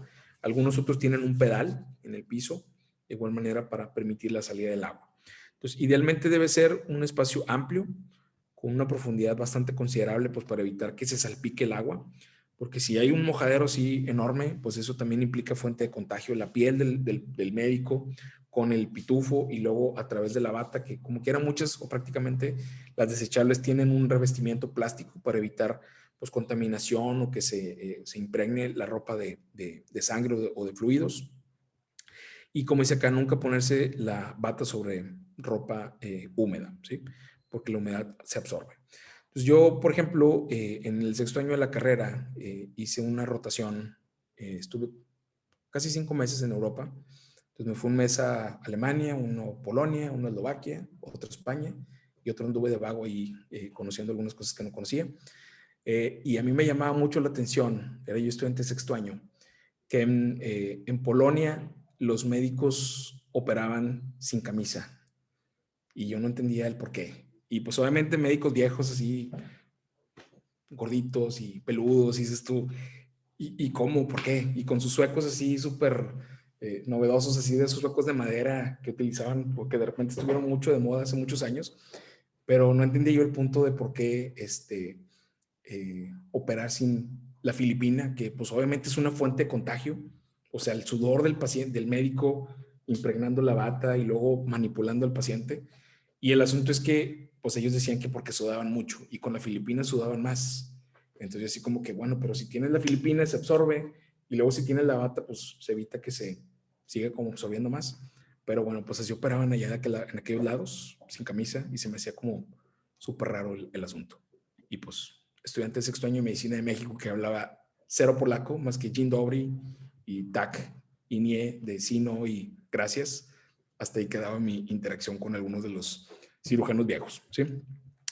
Entonces, el inicio del lavado de manos, perdón, es un proceso pues un poquito tardado. Idealmente debe tomar alrededor de unos 10 minutos si se hace de manera correcta. Punto importante es si, por ejemplo, están en quirófano o ingresan a quirófano y van a entrar a una cirugía, la primera limpieza tiene que ser muy, como dice aquí, escrupulosa, exhaustiva. Pero si en ese momento termina la cirugía y permanece en el área de quirófano y van a entrar a otra cirugía, la limpieza subsecuente no es necesario que sea tan profusa, tan tardada como la inicial, ¿sí? Entonces, ese es un punto bien importante. De manera inicial, pues habría que hacer una limpieza general de manos antes de iniciar con cualquier cosa, ¿sí? Los aditamentos y que habitualmente llevamos ahí para la práctica, y les digo, ahí me la apuntan para si eventualmente las cosas se restablecen en la escuela. Los aditamentos, las esponjitas, ya vienen empapadas de la solución que se utiliza para hacer la limpieza. Pues simplemente es cuestión de aplicar un poquito de agua para pues, que se impregne un poquito más y que se pueda, se llegue a producir la espuma. Tiene una superficie totalmente blanda que es una esponja y luego tiene además un brush, un cepillo en la parte contraria con cerdas pues, bastante pues, cortitas, vamos a decirlo, y que no irritan la piel, que eso también es un punto importante. Las sustancias que se utilizan ya están totalmente probadas. Diferente a lo mejor lo que sucede con el yodo, así tal cual, que en ocasiones pues, se puede utilizar para hacer aseos o limpiezas, sobre todo en un paciente, pero es muy irritante para la piel. Entonces, estas ya son sustancias que están debidamente bien probadas. Y también habitualmente dentro del paquete viene como un parecido como un toothpick, ¿no? De esos, ¿cómo se llaman los? Un palillo, pero eso es de plástico que venden en las tiendas en ocasiones para hacer una limpieza, sobre todo en el primer lavado quirúrgico, que vaya muy dirigido a los bordes libres de las uñas, por debajo del bordecito de la uña, ¿sí? Pero eso les digo, se hace solamente una vez. Habitualmente se define o se establece una división, vamos a decirlo, en el lavado de manos, que debe incluir obviamente desde la punta de los dedos hasta el codo, ¿sí? Y el lavado de manos se inicia desde la parte más próxima, más distal más bien, al cuerpo, que esta es justamente la que va a tener contacto con el paciente, que se va a estar introduciendo, que se va a estar manipulando.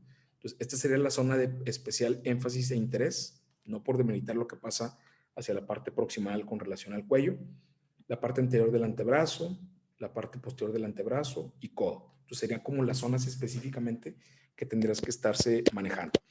Entonces, una manera muy sencilla que a mí se me hace para poder hablar o definir los tiempos de lavado o lo que implica el lavado quirúrgico es que veamos toda la superficie del cuerpo, lo que se va a lavar, como si fuera, como si fuera un cubo, ¿sí? O sea, que tiene 4 lados. Entonces, la manera ideal sería, pues, como si este es el dedo que vamos a lavar, pues tiene la superficie anterior, la superficie posterior y 2 caras laterales. Entonces, cada parte del cuerpo que estemos manipulando y que vayamos a lavar, la manejamos exactamente de la misma manera. Y que eventualmente se haga como una rutina para no pasar alguna superficie por alto o darle menos, o que sea menos profuso el lavado, ¿sí? Entonces, les digo, se inicia a lo mejor, si es un equipo automático, con agua inicialmente, un lavado muy general de manos, ¿sí? Con jabón. Habitualmente también los dispensadores de jabón tienden a ser automáticos o existen esos también palanquitas en el piso para que salga el jabón. y ahora sí ya se puede manipular el instrumento, abrir el instrumento, la esponja, para realizar el lavado, ¿sí? Entonces, fíjense, aquí es un movimiento muy particular este cirujano, pues, esta persona que está haciendo el lavado. Entonces, habitualmente, la primera zona de contacto posterior al lavado que debe tener contacto con el agua es la parte a la que se le puso más énfasis, la punta de los dedos. Y el agua debe discurrir, debe discurrir de esta parte, de la punta de los dedos, hacia la parte posterior. Y obviamente teniendo mucho, mucho, mucho cuidado de que no se toquen algunas superficies, ¿sí? O sea, de que al momento de hacer esto, pues no vaya a tocar aquí el dorso de la mano, la boca del faucet aquí, de la llave, ¿sí?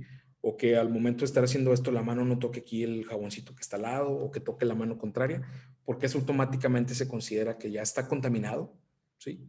Y tiene que ser el procedimiento de nueva cuenta. A lo mejor no tan exhaustivo de los 10 minutos que estamos hablando, pero tiene que abrir otra esponja y hacer el mismo procedimiento, ¿sí?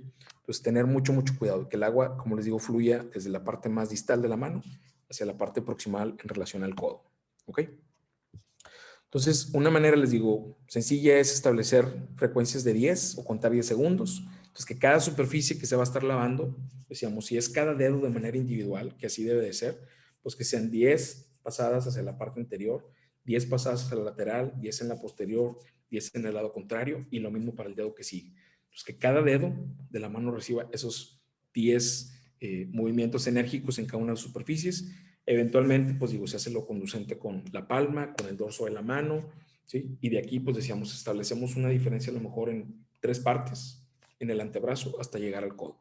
Y de igual manera, 10, 10, 10, y luego de arriba hacia abajo, siempre arriba hacia abajo, y cuidando que la zona que ya se ha hecho el lavado profuso, que se ha hecho el contacto con la esponjita, pues no se contamine. O sea, que el otro brazo a lo mejor no lo llegue a tocar, ¿sí?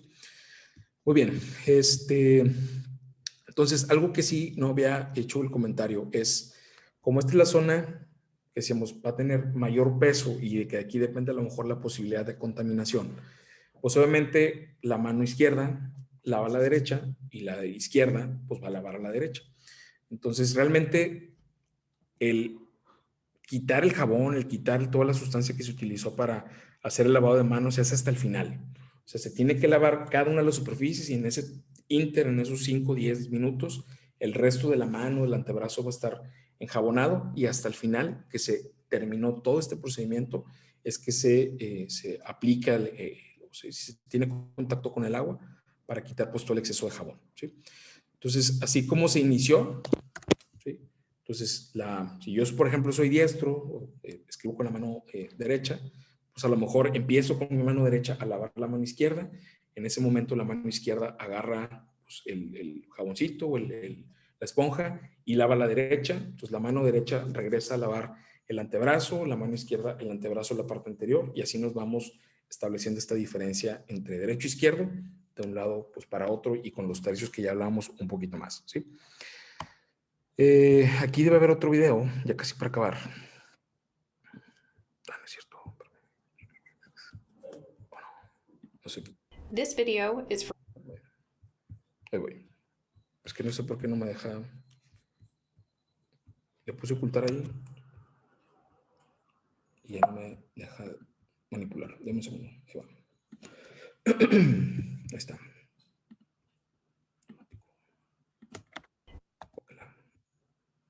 Entonces también es un videito medio largo, this video is for training. Inspect your descriptivo, y les digo, al ratito o en estos días le paso a Betty la presentación por si la quieren llegar a revisar. Pero la verdad es que son videos que ustedes se encuentran en YouTube. Entonces todo prácticamente lo van a encontrar ahí. Entonces, les decía, inicialmente se hace un lavado muy generoso de las manos de manera así muy sencilla, ¿sí? Y como decías, aquí se va a utilizar el método ese con la esponja. Entonces, decíamos, es una superficie, acá debe haber otro dibujito, según yo, no, pensé que sí estaba. Entonces eso de quitarse los anillos, de que las uñas estén al ras, de que idealmente pues no tengan esmalte, también es algo que es importante. Para este momento, lo que decíamos de las uñas ahí medio empedradas y cosas de esas, pues no se pueden utilizar. Entonces, para este momento realmente ya el cirujano tiene que tener la cofia o el gorro quirúrgico puesto, idealmente también el cubrebocas puesto, ¿sí? Y obviamente, pues de igual manera, si va a estar haciendo este procedimiento y hay alguien a lo mejor en el lavado de lado, pues tampoco estar platicando y hablando, porque pues la saliva que uno está, al momento de hablar, que puede llegar a salir, pues eso también puede, obviamente, contaminar el área, ¿sí? Entonces, aretes, colguijes, cadenas, todo lo demás, pues tiene que estar debidamente bien cuidado o resguardado, ¿sí?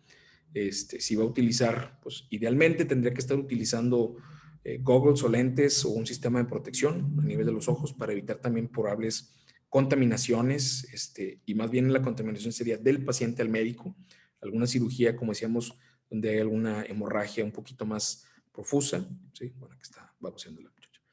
Entonces, estas son las dos principales sustancias, perdón, que pudiera contener los famosos cepillos de lavado quirúrgico. Les digo, este es el ejemplo. Inicialmente, antes de proceder a cualquier cosa, se abre, se expone el cepillo, se expone la esponja y el que seamos el que parece como un toothpick ahí plástico para hacerle el aseo por debajo de del borde de las uñas, ¿sí? Entonces hay que hacer un pre-wash y ahora sí, una vez que ya inicia propiamente el proceso, cada uno de los 10 dedos o 9 dedos, si le falta algún dedo al médico, no sé, pues tiene que tener exactamente el mismo proceso. Si se debe de hacer esa limpieza, ¿ok? Entonces, si fijan aquí ya tiene un poquito de jabón, pero todavía no está utilizando la esponja. Entonces, eso tiene que ver con la limpieza inicial que se hizo, ¿sí? El pre-wash famoso, ¿ok? Entonces, aquí ya se empieza a manipular la esponjita, que les decía, tiene una superficie que está tal cual la esponja, la otra es un cepillito con cerdas plásticas. Se tiene que hacer, además de que ya se hizo el aseo por debajo del borde de las uñas, también se tiene que hacer el brush de las mismas, por lo menos 10 veces, igual manera, pues obviamente siendo como un muñoncito, toda la superficie de los dedos, las puntas de los dedos. Entonces se manipula, válgame Dios, se manipula como si fuera un cubo, todas las superficies, cada uno de los dedos de manera individual. La mano derecha lava a la izquierda lava a la derecha. ¿Sí? Y es un proceso que a lo mejor toma mucho tiempo, pero pues es definitivamente, Dios, pero es definitivamente necesario. ¿Sí? Entonces, se fijan acá en la parte de la parte anterior del antebrazo, o el tercio más distal, perdón, sigue teniendo jabón, ¿ok? Entonces, hasta que no termine de hacer todo el lavado, no se quita el jabón. Y tiene que ser un movimiento lento como lo estamos viendo, pues para permitir que todo el jaboncito que se acumuló, toda la espuma que se conformó, desaparezca. Y es bien importante lo que se está mencionando aquí. Los brazos siempre deben de permanecer en alto y tratando de hacer un ángulo de 90 grados, ¿sí? Alejado del cuerpo para evitar contaminación. ¿Ok? Muy bien. Entonces ya acabamos con esto. Aquí está más o menos la ejemplificación de lo que decíamos ahorita. También es bien importante cómo se seca uno. Entonces, en ocasiones, o en la gran cantidad de las ocasiones, estas toallas están ya dentro del quirófano. Entonces, una vez que se hace el lavado, el médico pues va al quirófano específico, decíamos, empujando las puertas con la espalda para evitar contaminación, con las manos en alto, que no se toquen, ¿sí? Con el ángulo de 90 grados. Y la circulante, o más bien la instrumentista, discúlpenme, que está ya debidamente bien armado el campo quirúrgico, todo el instrumental, las batas quirúrgicas, los guantes, la medida que sabe que el médico necesita, esa persona es la responsable de darle la toalla estéril al médico para que se seque, ¿sí? Y de igual manera, pues digo, si es una toalla larga de forma rectangular, se prefiere pues no manipular la misma zona con la misma parte de la toalla. Entonces, que la mano derecha, decíamos, seque la izquierda, ¿sí? Y en alguna parte un poquito más inferior de la misma toalla, como si fijan aquí, es por eso que está como dibujadito en rosa, pálido, o sea que esta parte ya está empapada, que se utilizó para limpiar el brazo de un lado o la mano y el antebrazo derecho, pues que no tenga contacto con la del lado izquierdo, ¿sí? Pero esto ya digo, eventualmente les va a tocar. Y finalmente sobre el comportamiento quirúrgico, con las manos limpias, se levanta, ahora sí, o se levanta, sí, se toma la bata. En ocasiones, de igual manera, la enfermera circulante, no valga, porque digo con circulante, la enfermera instrumentista que está debidamente bien vestida, preparada, se la puede acercar al médico, ¿sí? Viene debidamente bien empaquetada, así como, pues sí, un paquetito, como si fuera un choricito. Entonces, al momento de manipularla, de agarrar los dos extremos de la bata, que habitualmente tiene como unos salientes como para ubicar ahí los dedos, sobre todo en las que son desechables, pues simplemente es cuestión de levantarla, alejarla del cuerpo y dejarla caer para eventualmente poder introducir los brazos en las famosas mangas, ¿sí?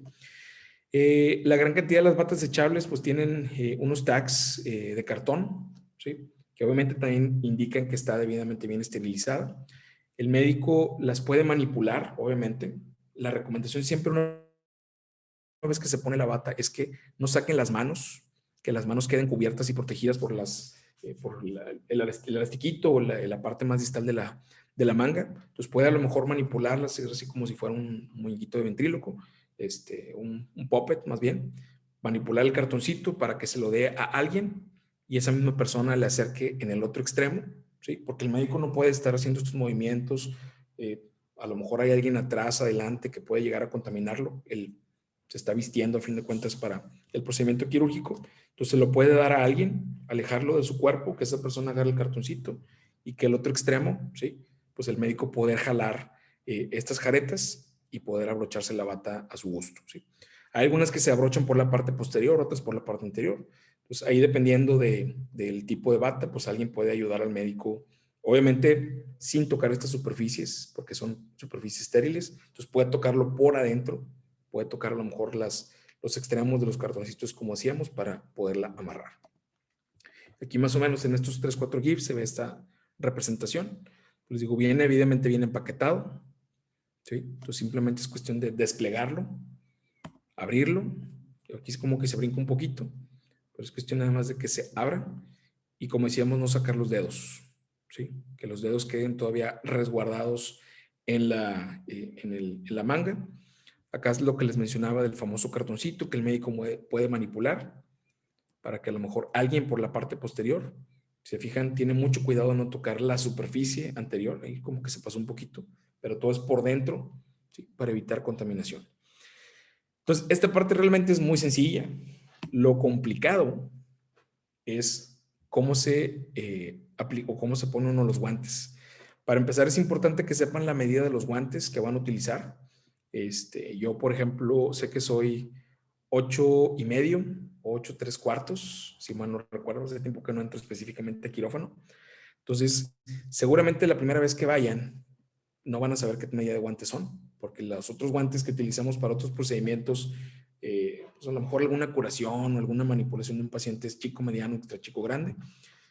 Ahí más o menos les puede dar una idea de la medida del guante, pero seguramente la enfermera, la instrumentista, nada más viéndoles la mano, seguramente les va a calcular la medida del guante. Entonces debe ser un guante que quede lo suficientemente cómodo, ¿sí?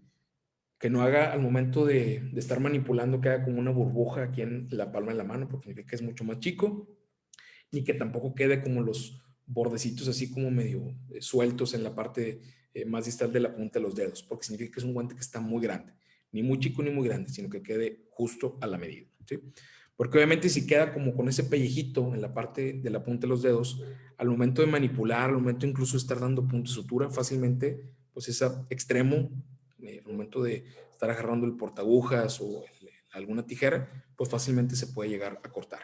Y lo mismo con la burbuja que les digo que se queda, si está muy chiquito, de igual manera ahí pudieran llegar a perforarlo, ¿sí? Entonces aquí, en este video, ya para acabar, que es la última parte, es lo de la colocación. Surgical scrub up Aquí and ya gowning. vimos todo lo del gowning famoso. O más bien, es como para ver el video del famoso gowning.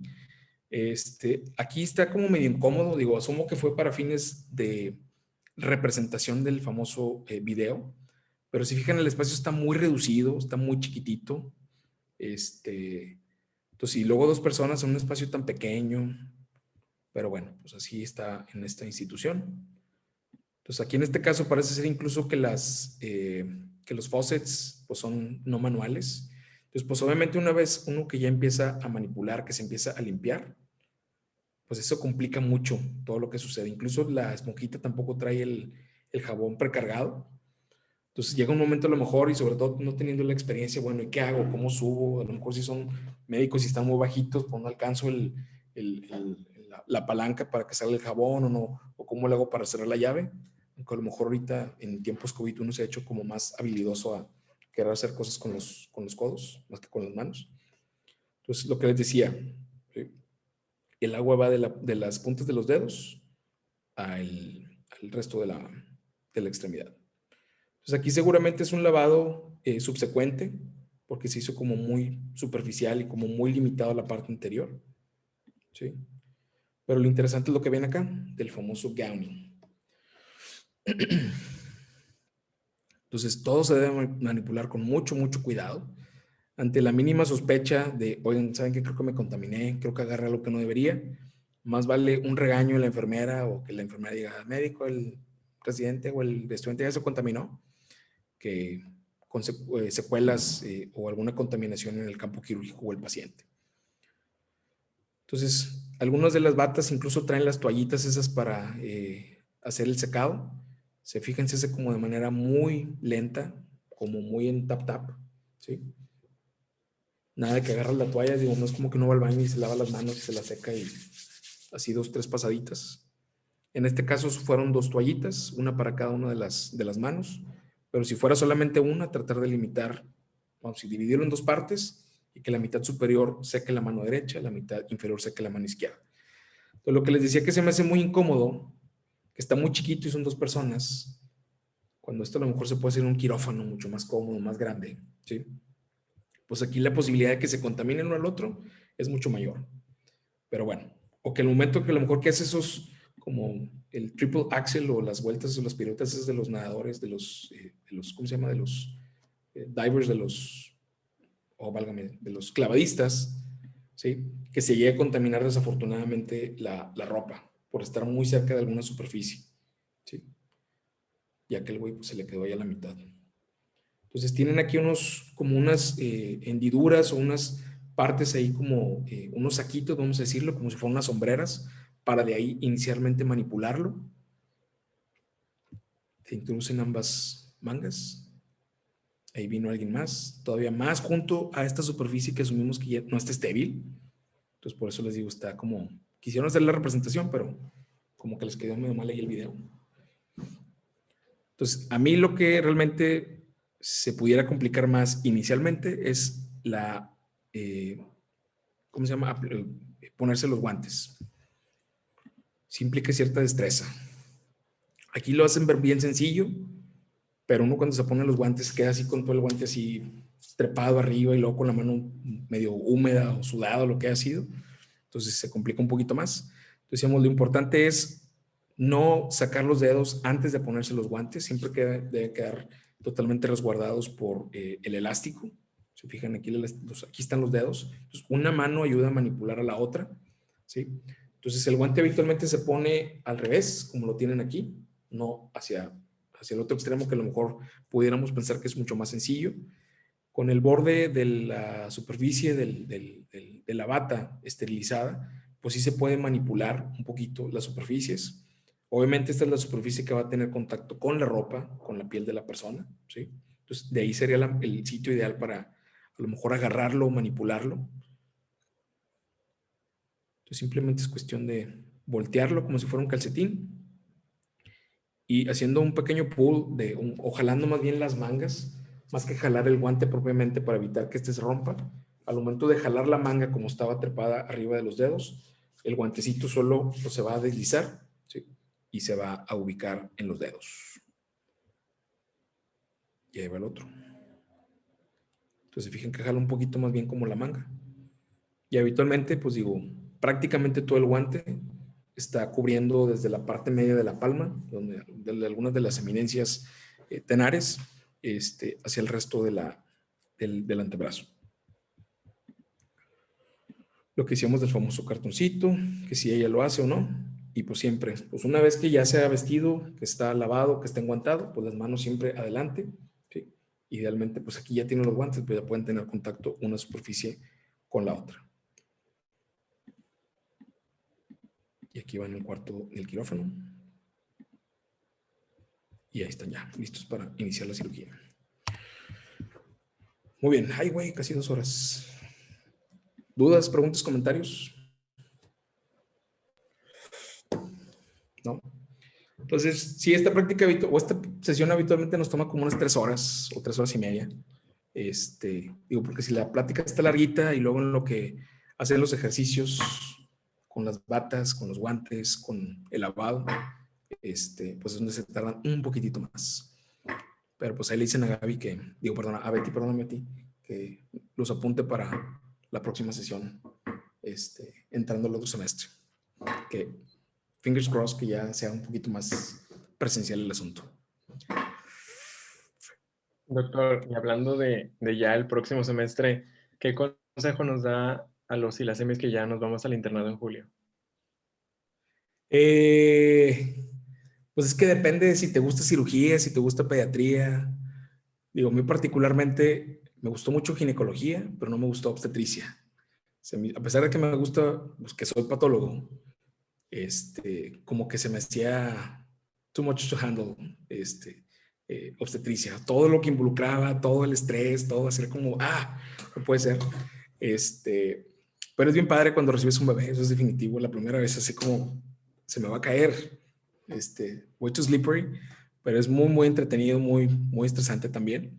Y eventualmente ya es como muy rutinario, o sea, es cuestión de 1, 2, 3 veces. Y como bien dicen, pues la práctica es el maestro.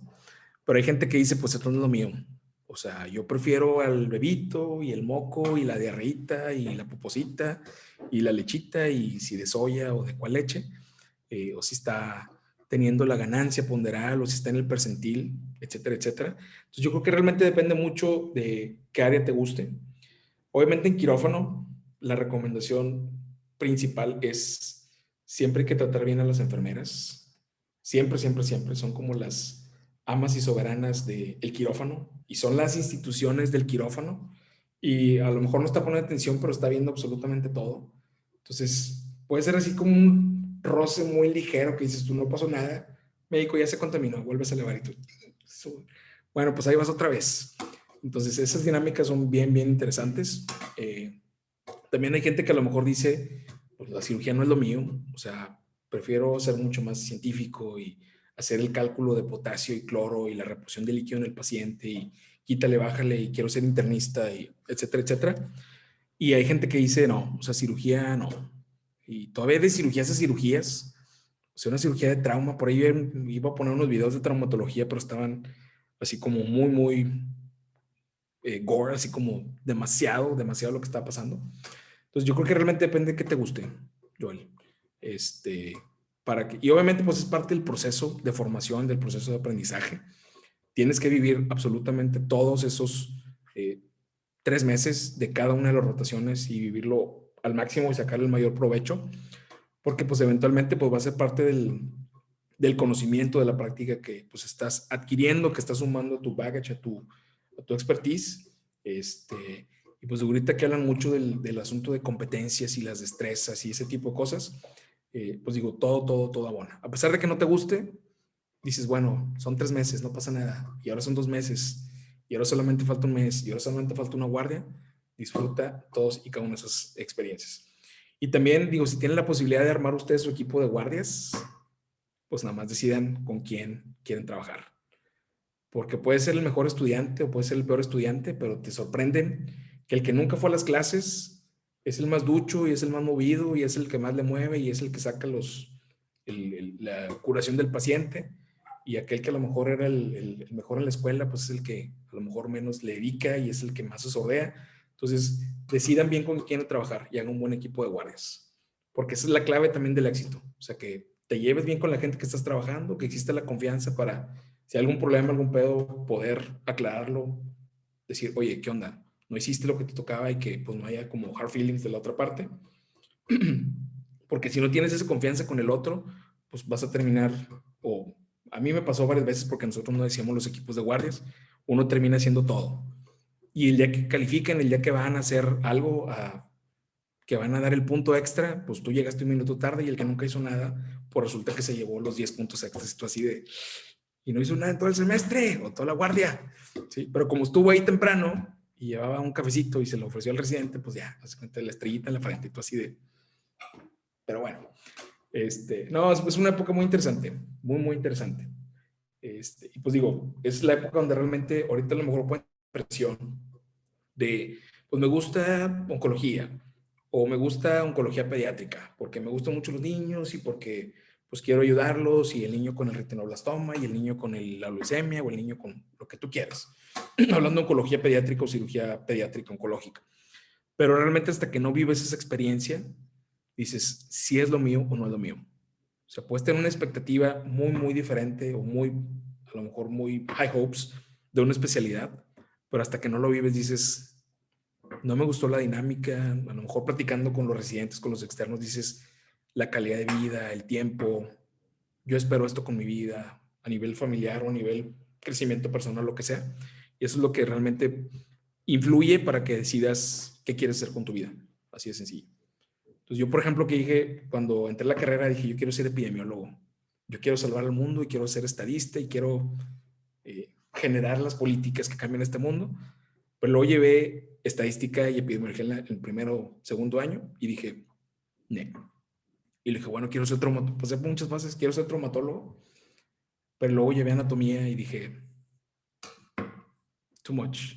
Que si la inserción, que si sube, que si baja, que si, como las canciones esas de Thalía, que si no sé qué dice más la canción, pero por ahí va. Entonces dije, no. Y luego hasta que llevé a Pato, dije, esto es lo mío. Y luego llevé forense y dije, esto es más lo mío.